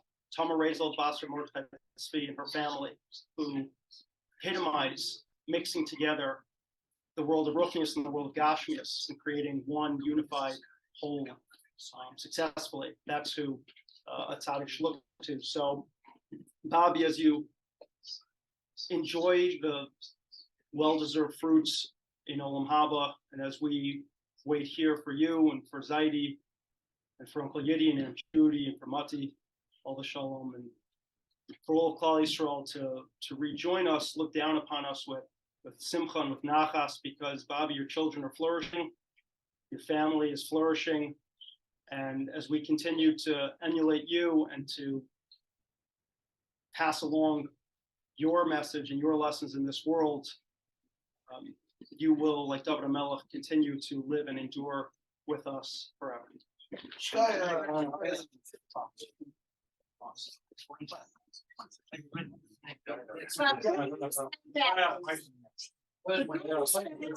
There's one more speech.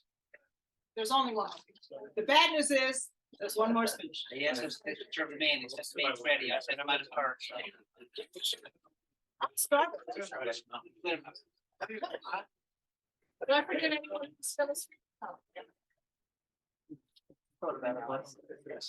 I'm gonna skip my whole first paragraph. They say, they warn that speaking last, you run the risk of everything you want to say having already been said. Well, we're pretty close.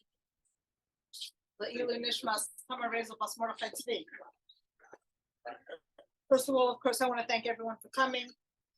Anyone who has made any kind of event knows that it's not easy. So I thank everyone for understanding and appreciating the intricacies that go into doing something like this.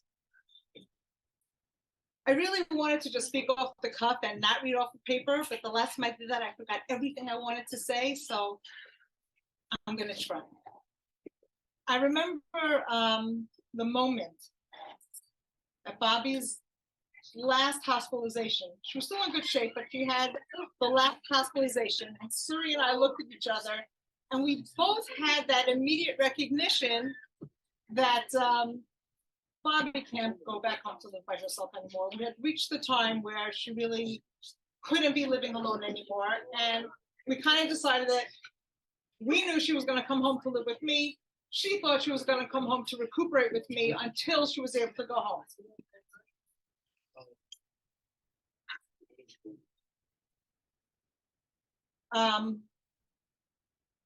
I've said this countless times during Shiva, at the Shloshim, and anytime I talk to anybody, but I'm going to once again take this opportunity because I cannot.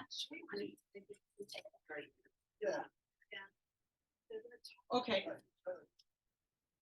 I'm freeze framing. No? Okay, I'll wait.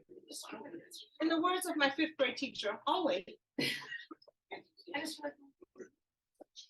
think at this point anyone's still listening?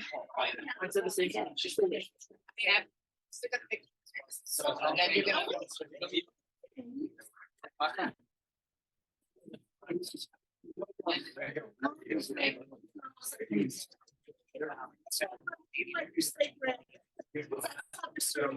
Medium marine.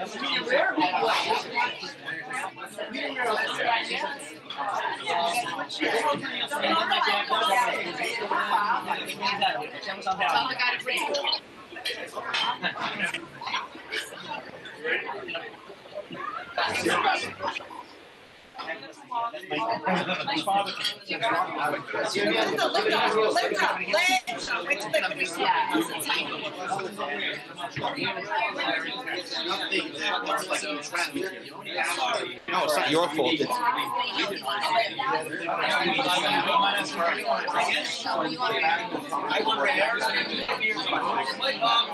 really, not really. No, it's good.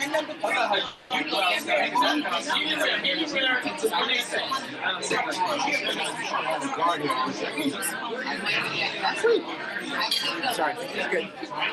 This is the rim. Thank you.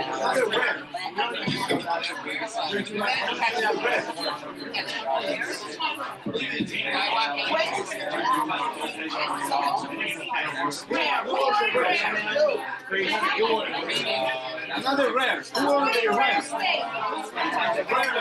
Anybody order steak rare?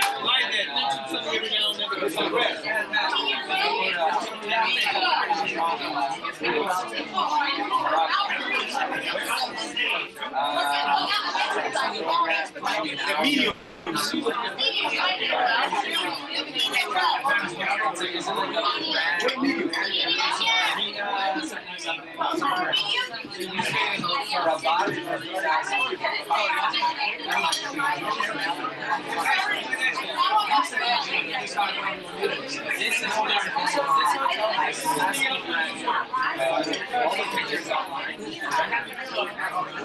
I ordered my own steak, my own tab. And he didn't want to charge me.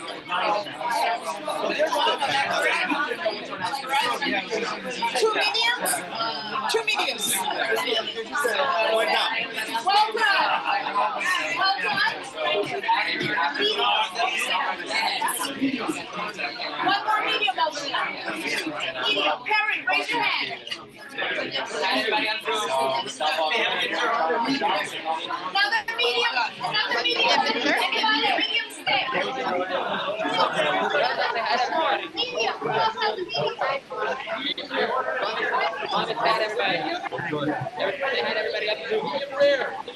Who am I saying hi to? Hi, everybody. Ari and Rosa in the last minute. Ari and Rosa, what are you doing? I'm letting everybody say hi to you. What can I say on this ship? I'm letting everybody say hi to you. Ari, say hi. I need a medium rare.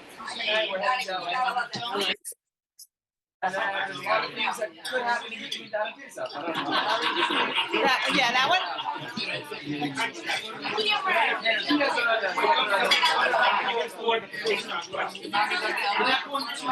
Who's missing what? Anyone missing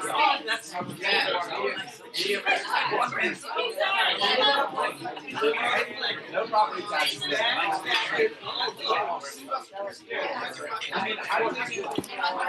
Which one you want? I can get some air last night. Medium rare.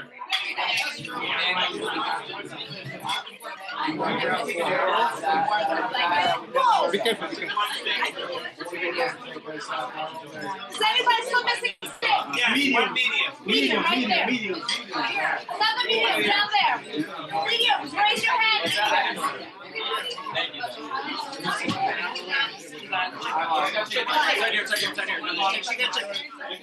There's one right there. Let's go. Did you get something? Medium, raise your hand. Medium, over there at one.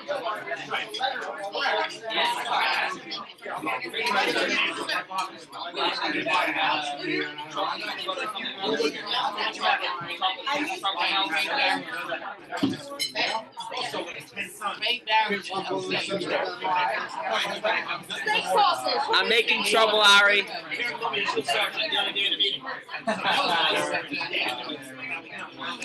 Shadow Seudah. Oh, I'm sorry. I sent that message to everybody. Let's send it just to Ari.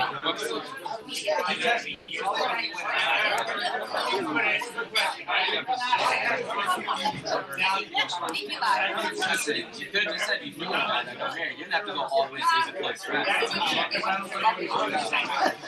Who's message? What happened?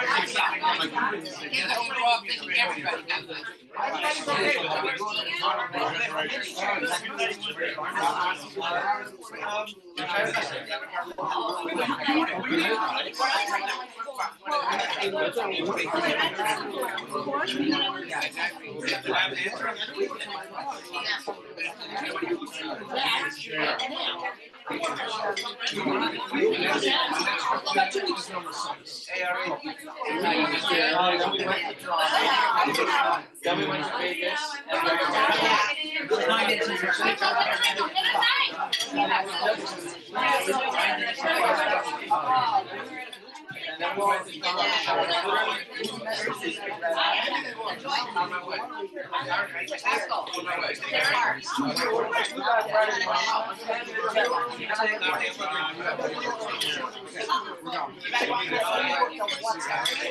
you know what? He didn't anybody else. Nobody else did.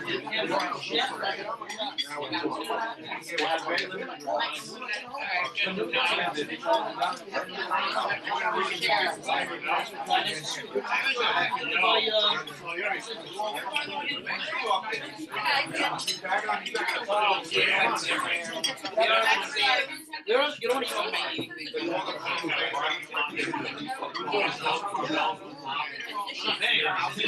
order it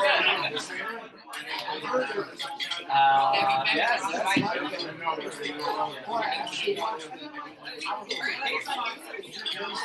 Very nice.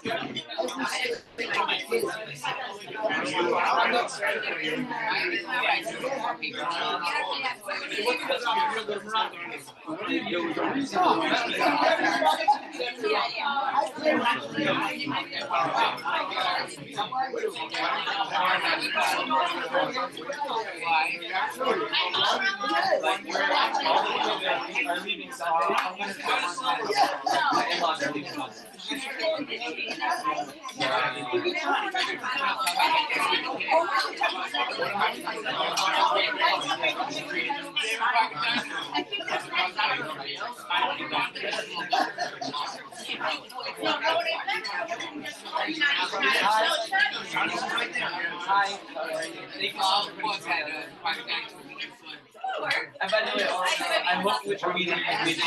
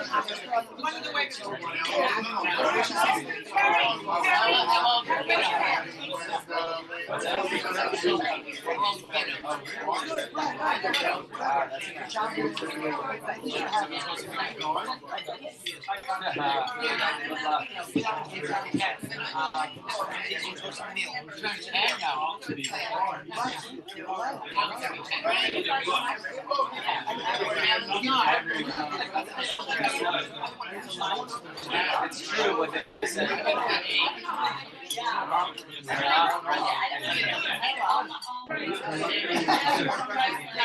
What's that? Tonight we'll be in Manhattan.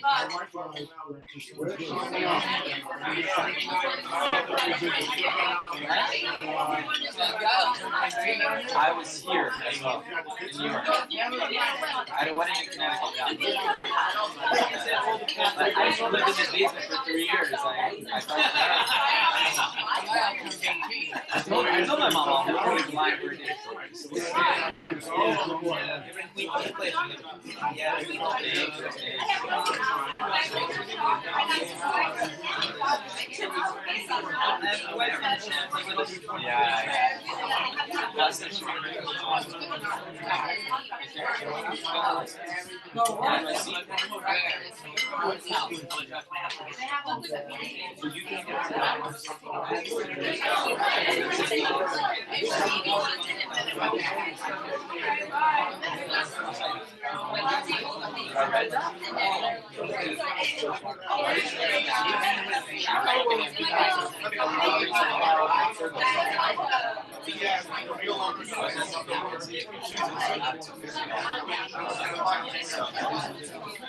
The 8K actually hurt.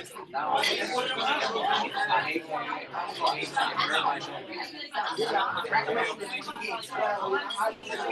this was, it's very high caliber.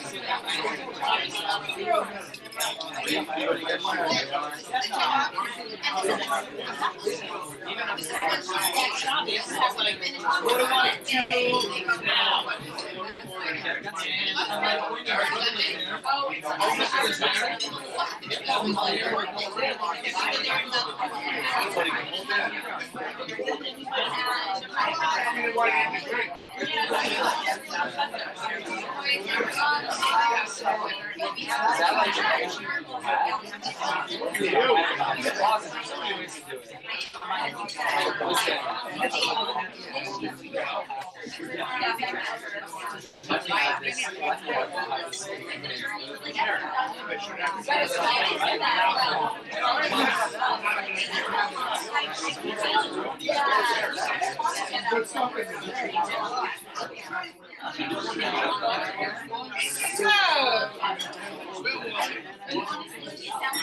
last we met,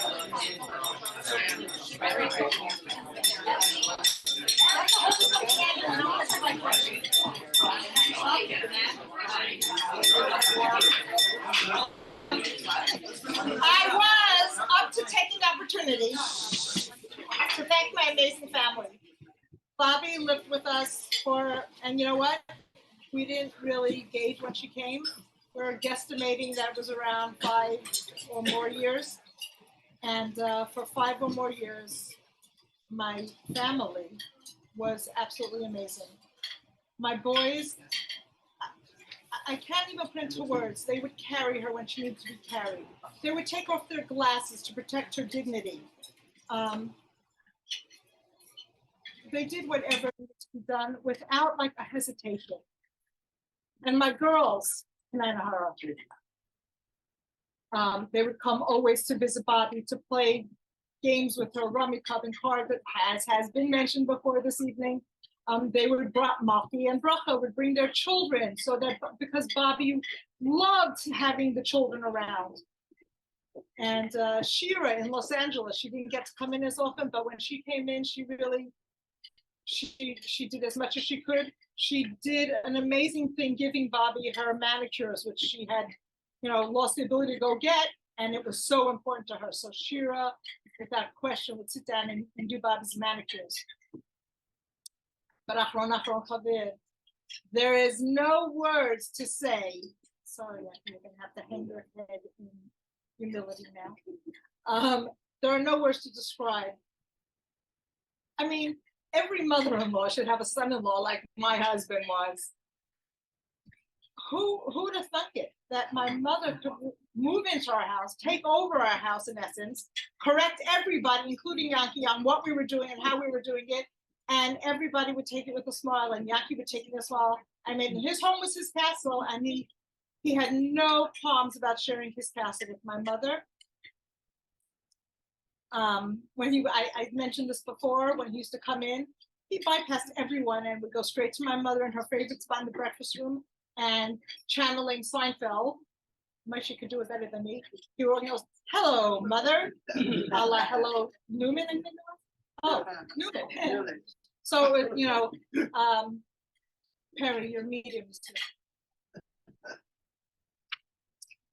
So I have eternal gratitude and gratefulness that Hashem gave me a husband back so many decades ago, knowing full well that fast forward 40 years and he's going to be this wonderful person to my mother. Okay, so I'm standing here today on the Yartzeit of my mother, and it's hard to really imagine it. It really, everything, all of it happens in the blink of an eye. It's quite frightening, I would say, how fast it all happens. For a long time now, I mentally draw comparisons to the actual death process to the actual birth process. Let me explain.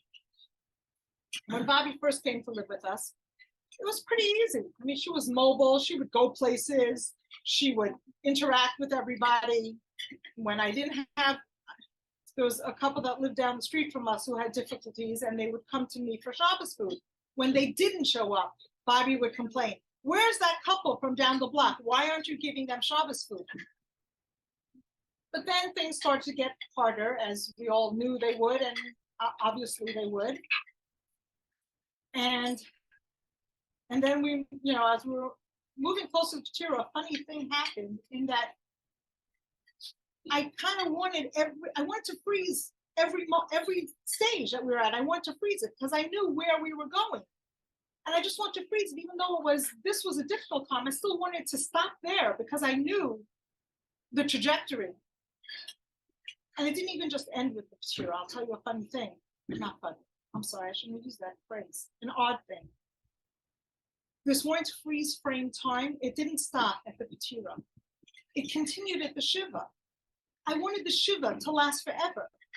Because then when the Shiva was over, there was a certain finality. every stage of this experience imparted a new finality. And I knew Bobbi was moving closer and closer to another world. I could see it. There was one day when she happened to be sitting in the living room, and I walked in there, I was standing in the doorway, and she was looking in my direction, but she wasn't looking at me, but there was no one else home. So I said to her, Mom, who are you looking at? And she, without missing a beat, she said, my brother. I had a little difficulty sleeping that night, wasn't sure who was in the house with us. And then when she got to the stage where she had really given up eating, and I was trying everything, as Bracha mentioned, with the whipped cream. I was willing to feed her a bowl of whipped cream. I just want to get something, as a caregiver, you just feel so helpless when there's nothing. And I said to her, and I turned to her and I said, Mom, what do you want? Meaning whipped cream, strawberry ice cream, whatever you want. And she said, I want to go to my mother. She said it like very clearly. And then there was that amazing day. We had been very careful not talking about Mati Allah Hashalom in Bobbi's presence. I just really didn't want her to know. So we never mentioned his name on the level of the house where Bobbi lived. And one day I walked in from shopping. You know, it was not like, hi, how are you? What'd you get? What'd you accomplish? She turned to me and she goes, what's going on with Mati? What happened with Mati? It literally took my breath away because I knew how careful we had been. And I knew that there was communication going on that couldn't have happened out of nowhere.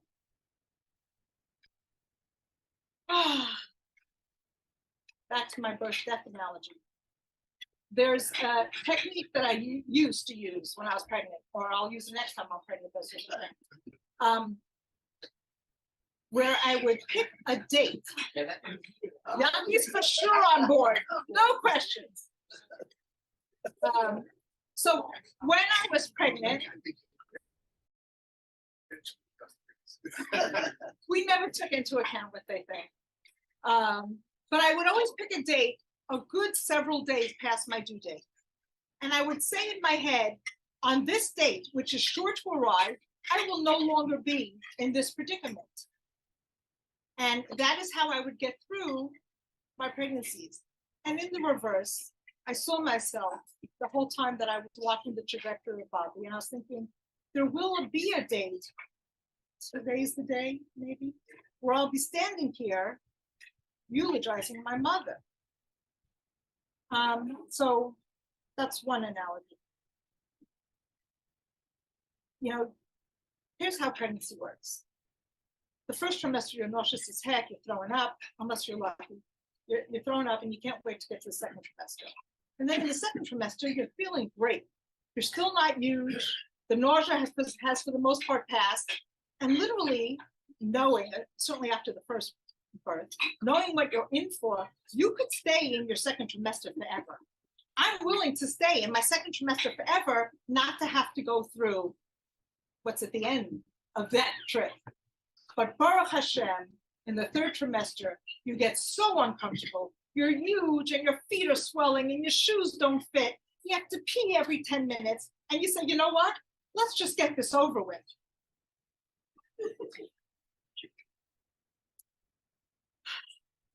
I think from what I watched with Bobbi, and actually what I saw with Zaidi too. Well, with Zaidi was a little bit different because he was sick. And Bobbi really, people ask me what Bobbi died of, and she didn't really die of anything.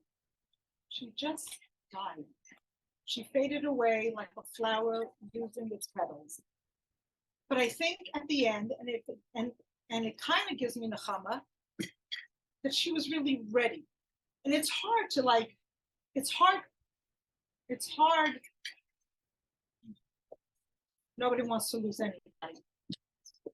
But it's harder to lose a young person. You look at someone who's lived a life, and Bobbi saw it that way all the time. She lived Hara full life, 99 years, almost 100, just shy of 100 years. So it's hard to say that it was unfair or unjust. It's life. None of us are getting out of this any other way, unless Mashiach comes first. Please, please, please. Anyway.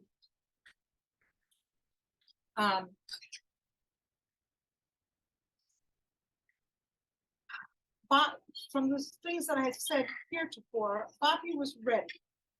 We might not have been ready, but Bobbi was ready, and that's a little bit of a nechama.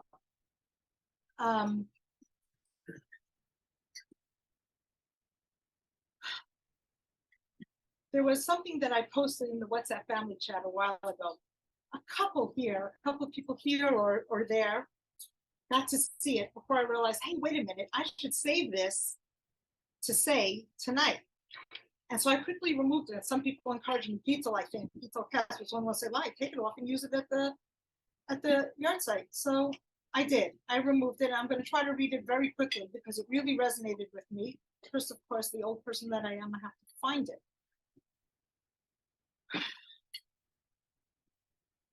Recipes.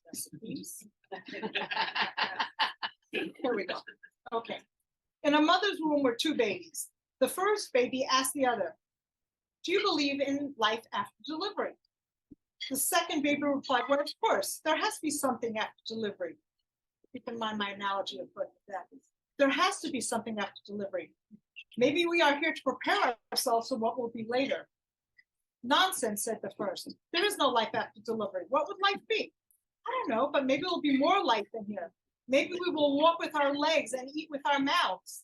The doubting baby laughed. That's absurd. Walking is impossible and we eat with our mouths. Ridiculous. The umbilical cord supplies nutrition. Life after delivery is to be excluded. The umbilical cord is too short. The second baby held his ground. I think there's something, and maybe it is different than it is here. The first baby replied, no one has ever come back from there. Delivery is the end of life. And in the after delivery, it is nothing but darkness and anxiety, and it takes us nowhere. Well, I don't know, said the twin, but certainly we will see mother and she will take care of us. Mother, the first baby guffawed. You believe in mother? Where is she now? The second baby calmly and patiently tried to explain. She is all around us. It is in her that we live. Without her, there would not be this world. Ha, I don't see her, so it's only logical that she doesn't exist. To which the other replied, sometimes when you're in silence, you can hear her. You can perceive her. I believe there is a reality after delivery, and we are here to prepare ourselves for that reality when it comes. Well, that really resonated with me because I'll admit it. I have a hard time believing that there's something after life. But just like you look, the famous philosophical proof, that you look at a watch and the intricate workings of a watch, and you say, could this watch exist without a watchmaker? Well, we look at the world around us and the intricacies of the world around us and the miracles that we see every day. The fact that every day there's a new sunrise. In my adulting, which has been, adulting is difficult, but I've been working on my bitachon and really in a spiritual way. And this kind of made me, get it a little bit. That if we believe in a creator, then we have to believe in an afterlife. And in what the little glimpses that I saw living with Bobbi at the end, I believe with all my heart that there is an afterlife. And that certainly gives me a nechama about where Bobbi is.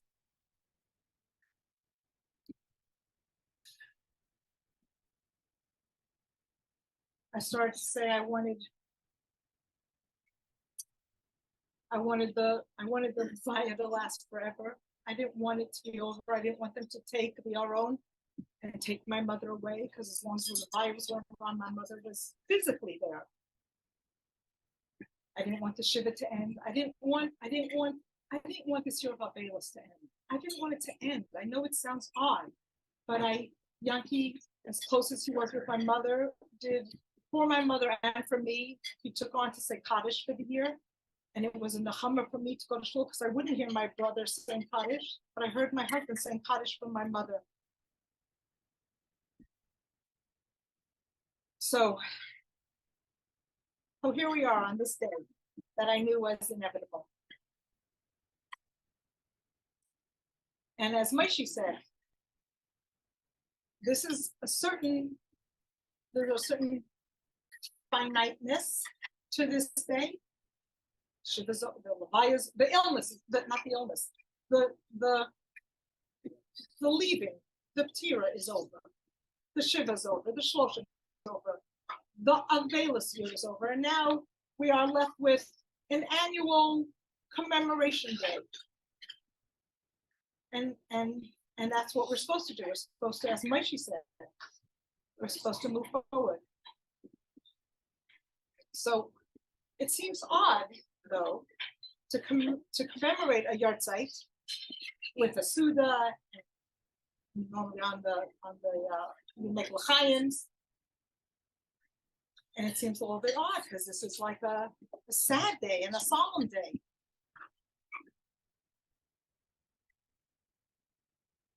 But for this past year, everything that we've been doing has been with a purpose. All of our mitzvos, all of the good things that we have been relaying about Bobbi has been for a purpose to lessen her yisurim in Gehenna and her purification process. We were trying to make it easier, that everything we did, Leslie taught me the phrase that we were supposed to use. I believe it was Leslie. If it wasn't Leslie, whoever it was, I'm grateful. Hareni kapars mishkava. For this year only, you use this expression that everything we do is somehow to lessen the purification process that the neshama has to go through in that first year. The Yartzeit is different. The Yartzeit is the one day a year where it's job evaluation day, a promotion day. This is the day where the neshama has a chance to make an aliyah in Gan Eden. The neshama is already in Gan Eden after that purification process, and now the neshama rests in Gan Eden.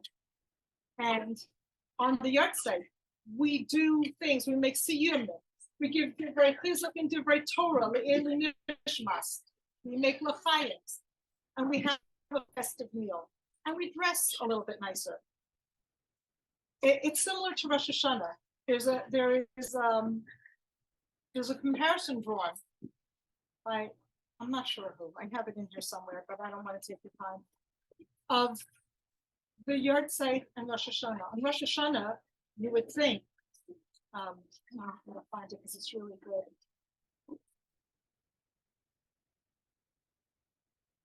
Yeah, let me go back to here. There's so many things I wanted to say, and editing this was hard enough, and I don't want to be matriach anyone with long speeches. That's past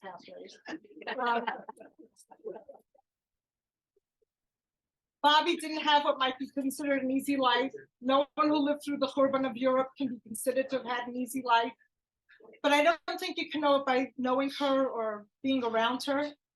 Bobbi and Zaidi were never materially wealthy.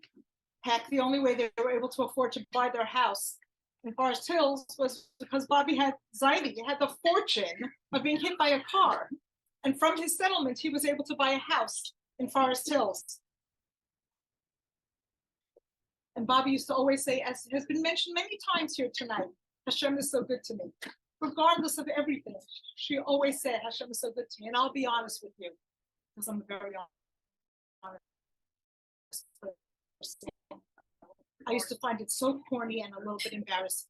Whenever Bobbi said it, I don't know, it struck me as corny. And now that she's gone, oh my God, it's so true. And I'm saying it almost every day. Hashem is so good to us. On the day that Yanki's brother was nicked to Iser, his older brother, Bobbi was already, no, we want to protect her from the pain of Yanki's brother, Spatira. So we pulled only and asked to bless you, Ellie home. So we quickly ran by, and Bobbi saw us leaving. Later, when we got home, she found out that we went to Iser's Levaya, and she was annoyed at us that we deprived her of the mitzvah of going to Levayas HaMeis. And in a split second, she changed her mind. She said, no, it was a good thing.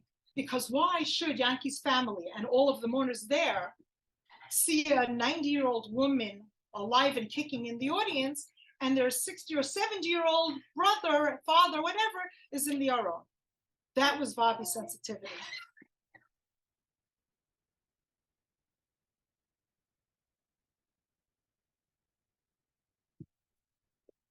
Where is that Rosh Hashanah comparison? I can't seem to find it. It's here somewhere.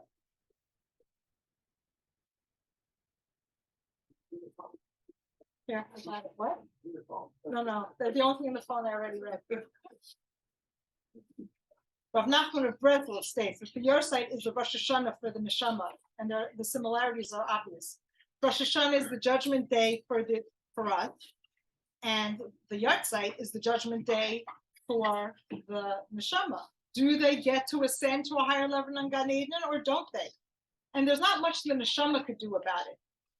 It's only up to us and the things we do to give that Neshama the Aliyah. Is that mine? I'm done. Yeah, thanks. Some here may have expressed that Bobbi had a difficult personality.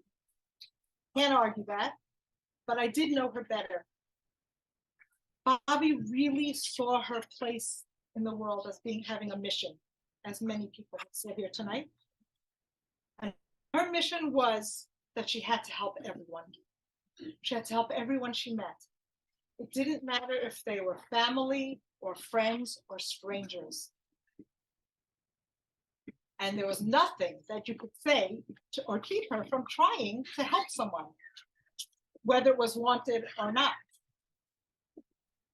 And I would tell you, I was once mortified. I mentioned the story to Leslie. We were sitting at the doctor's side taking her a podiatry visit, and there were a lot of people with walkers at the podiatrist, and a little old lady was hunched over on her walker. Total stranger. And I saw it coming, and I wanted the earth to swallow me up. And she said to this total stranger, you know, if you raise the legs on your walker, you wouldn't have to hunch over so much. And she mentioned it only with the best of intentions. She wanted to help this woman not have to hunch over. I can't say that she took it so well. But her motto was that you learn from everybody. And if she had wisdom or help that she could impart to somebody, gosh darn it, she was going to impart that wisdom.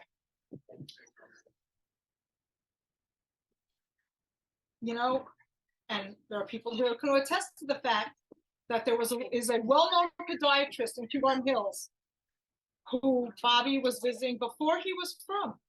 And at every visit, she would excoriate it. Is that the right word? Thank you. I love traveling with my kids. That he's doing tremendous damage to his family. If he doesn't become from and take his children out of public school, he's going to lose them. And sure enough, today, his children have graduated from yeshiva, and he wears a yarmulke and a shomer Shabbos. And I know that there are people who could say that that's true. So sometimes Bobbi's stuff worked, sometimes, you know, whatever. By the way, her famous punchline you can learn from everyone is, and it's so true, from some you learn what to do, and from some you learn what not to do. Switching gears to conclude. Okay.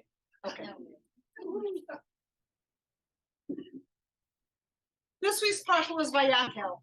Moshe gathered Bnei Israel to arrange the building of the Mishkan. But before he gets to the Mishkan, he exhorted them not once, but twice, that they must build the Mishkan without desecrating Shabbos. We've already heard from. Is that an honest opinion of my speech? Oh, yeah.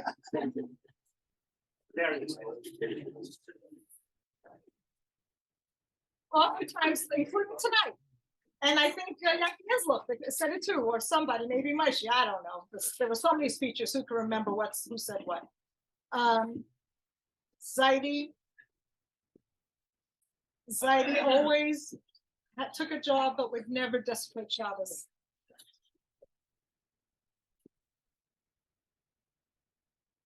He needed to support a Jewish family, pay yeshiva tuition, provide black kosher food, etc.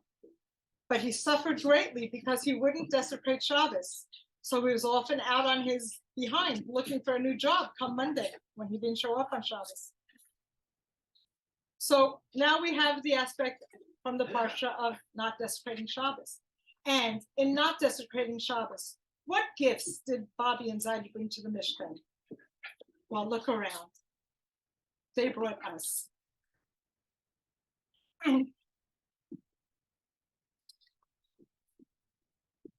Every single member of Bobbi and Zaidi's family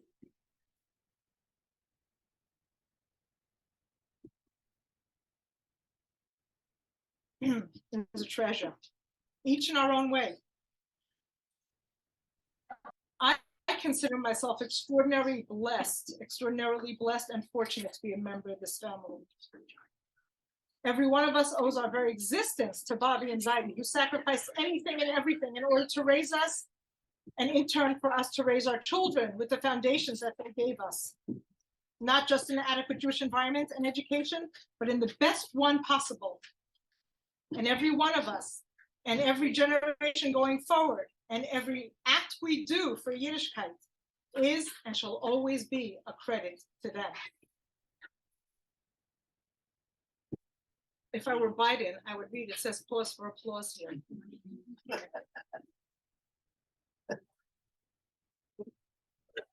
In conclusion, you thought you were home free. Done? No. In conclusion, when Moshe sees the work of Bnei Israel after the completion of the Mishkan, Bereshis Lametes Pasuk Mem Gimel, the pasuk says, "Vayar Moshe et kol hamalacha v'hinei asu." Oh, v'hinei, I should have not transliterated. I should have said in Hebrew. V'hinei asu osa kasher tziva Hashem kain asu. Vayivarech osa Moshe. And Rashi explains that this is the Yehi Ratzon that Moshe invented at that moment. Yehi Ratzon shetishre shchina b'maaseh yedechem.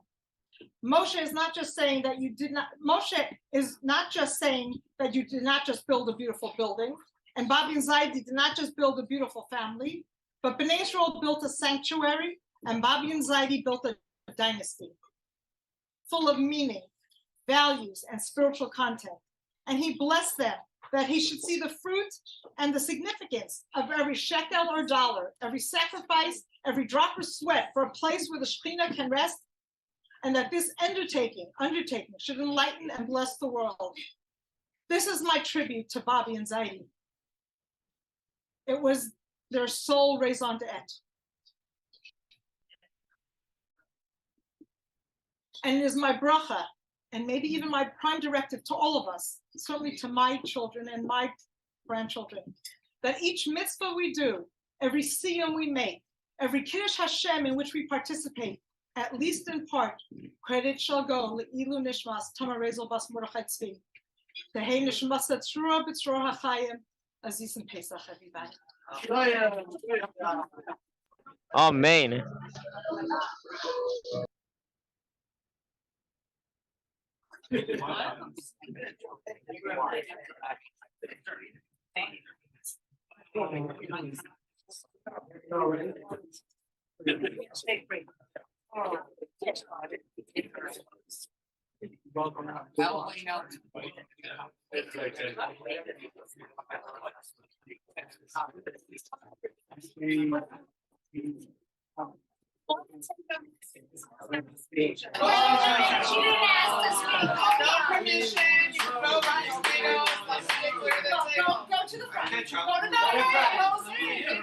Okay, listen, everybody. We want to, we're gonna go down my rib and bring off with something or other soon. Listen, everybody. We want to, I really do have a little bar, if I can stick it in here. Coming right up, we're starting Sefer Vayikra. I spend time looking at the Parshios in there. In a few weeks, we're gonna read Parshas Kedosha, one of my all-time favorites. And in there, we have a series of Beinotam Lachaveros, which are all actually Beinotam Lamakoms. And in there it says, among other things,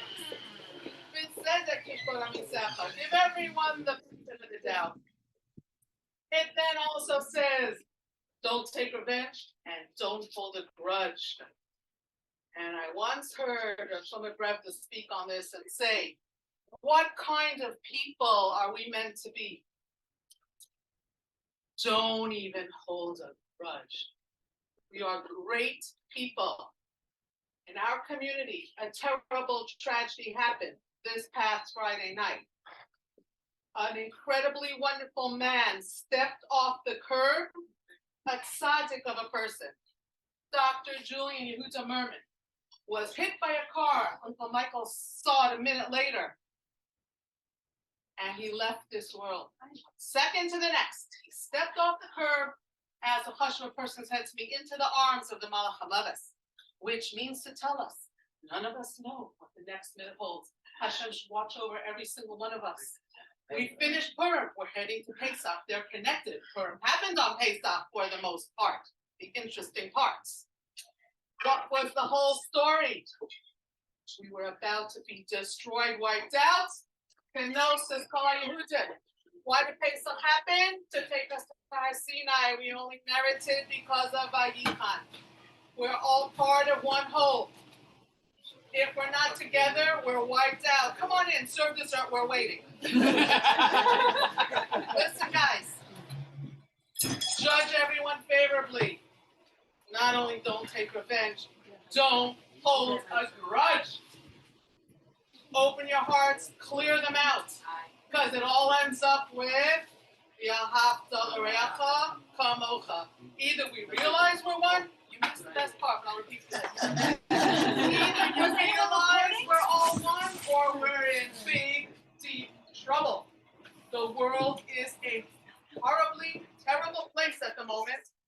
We either get the message, Esther Malka, he knows Kol Yehudim, that's the end of the story. We're in the end of the story.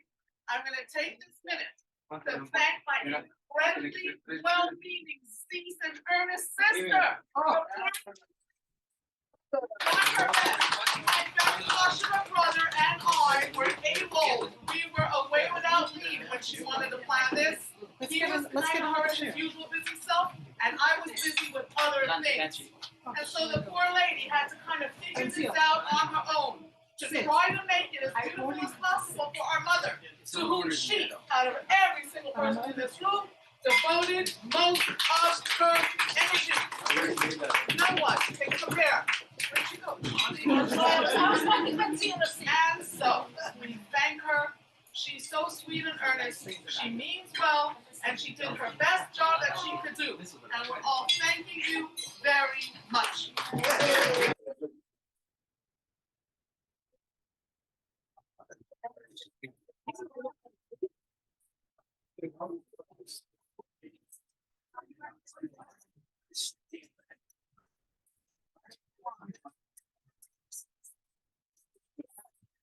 Yeah.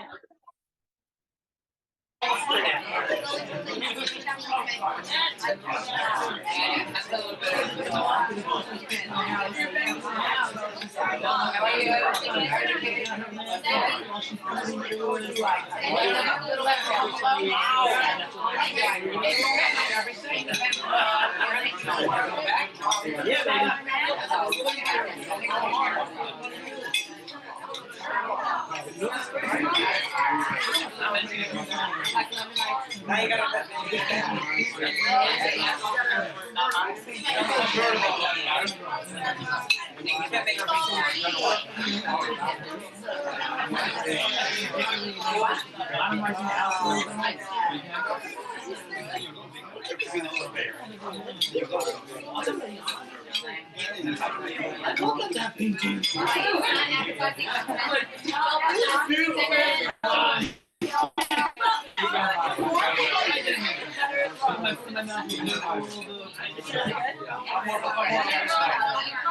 I did not double dip, but I can't be.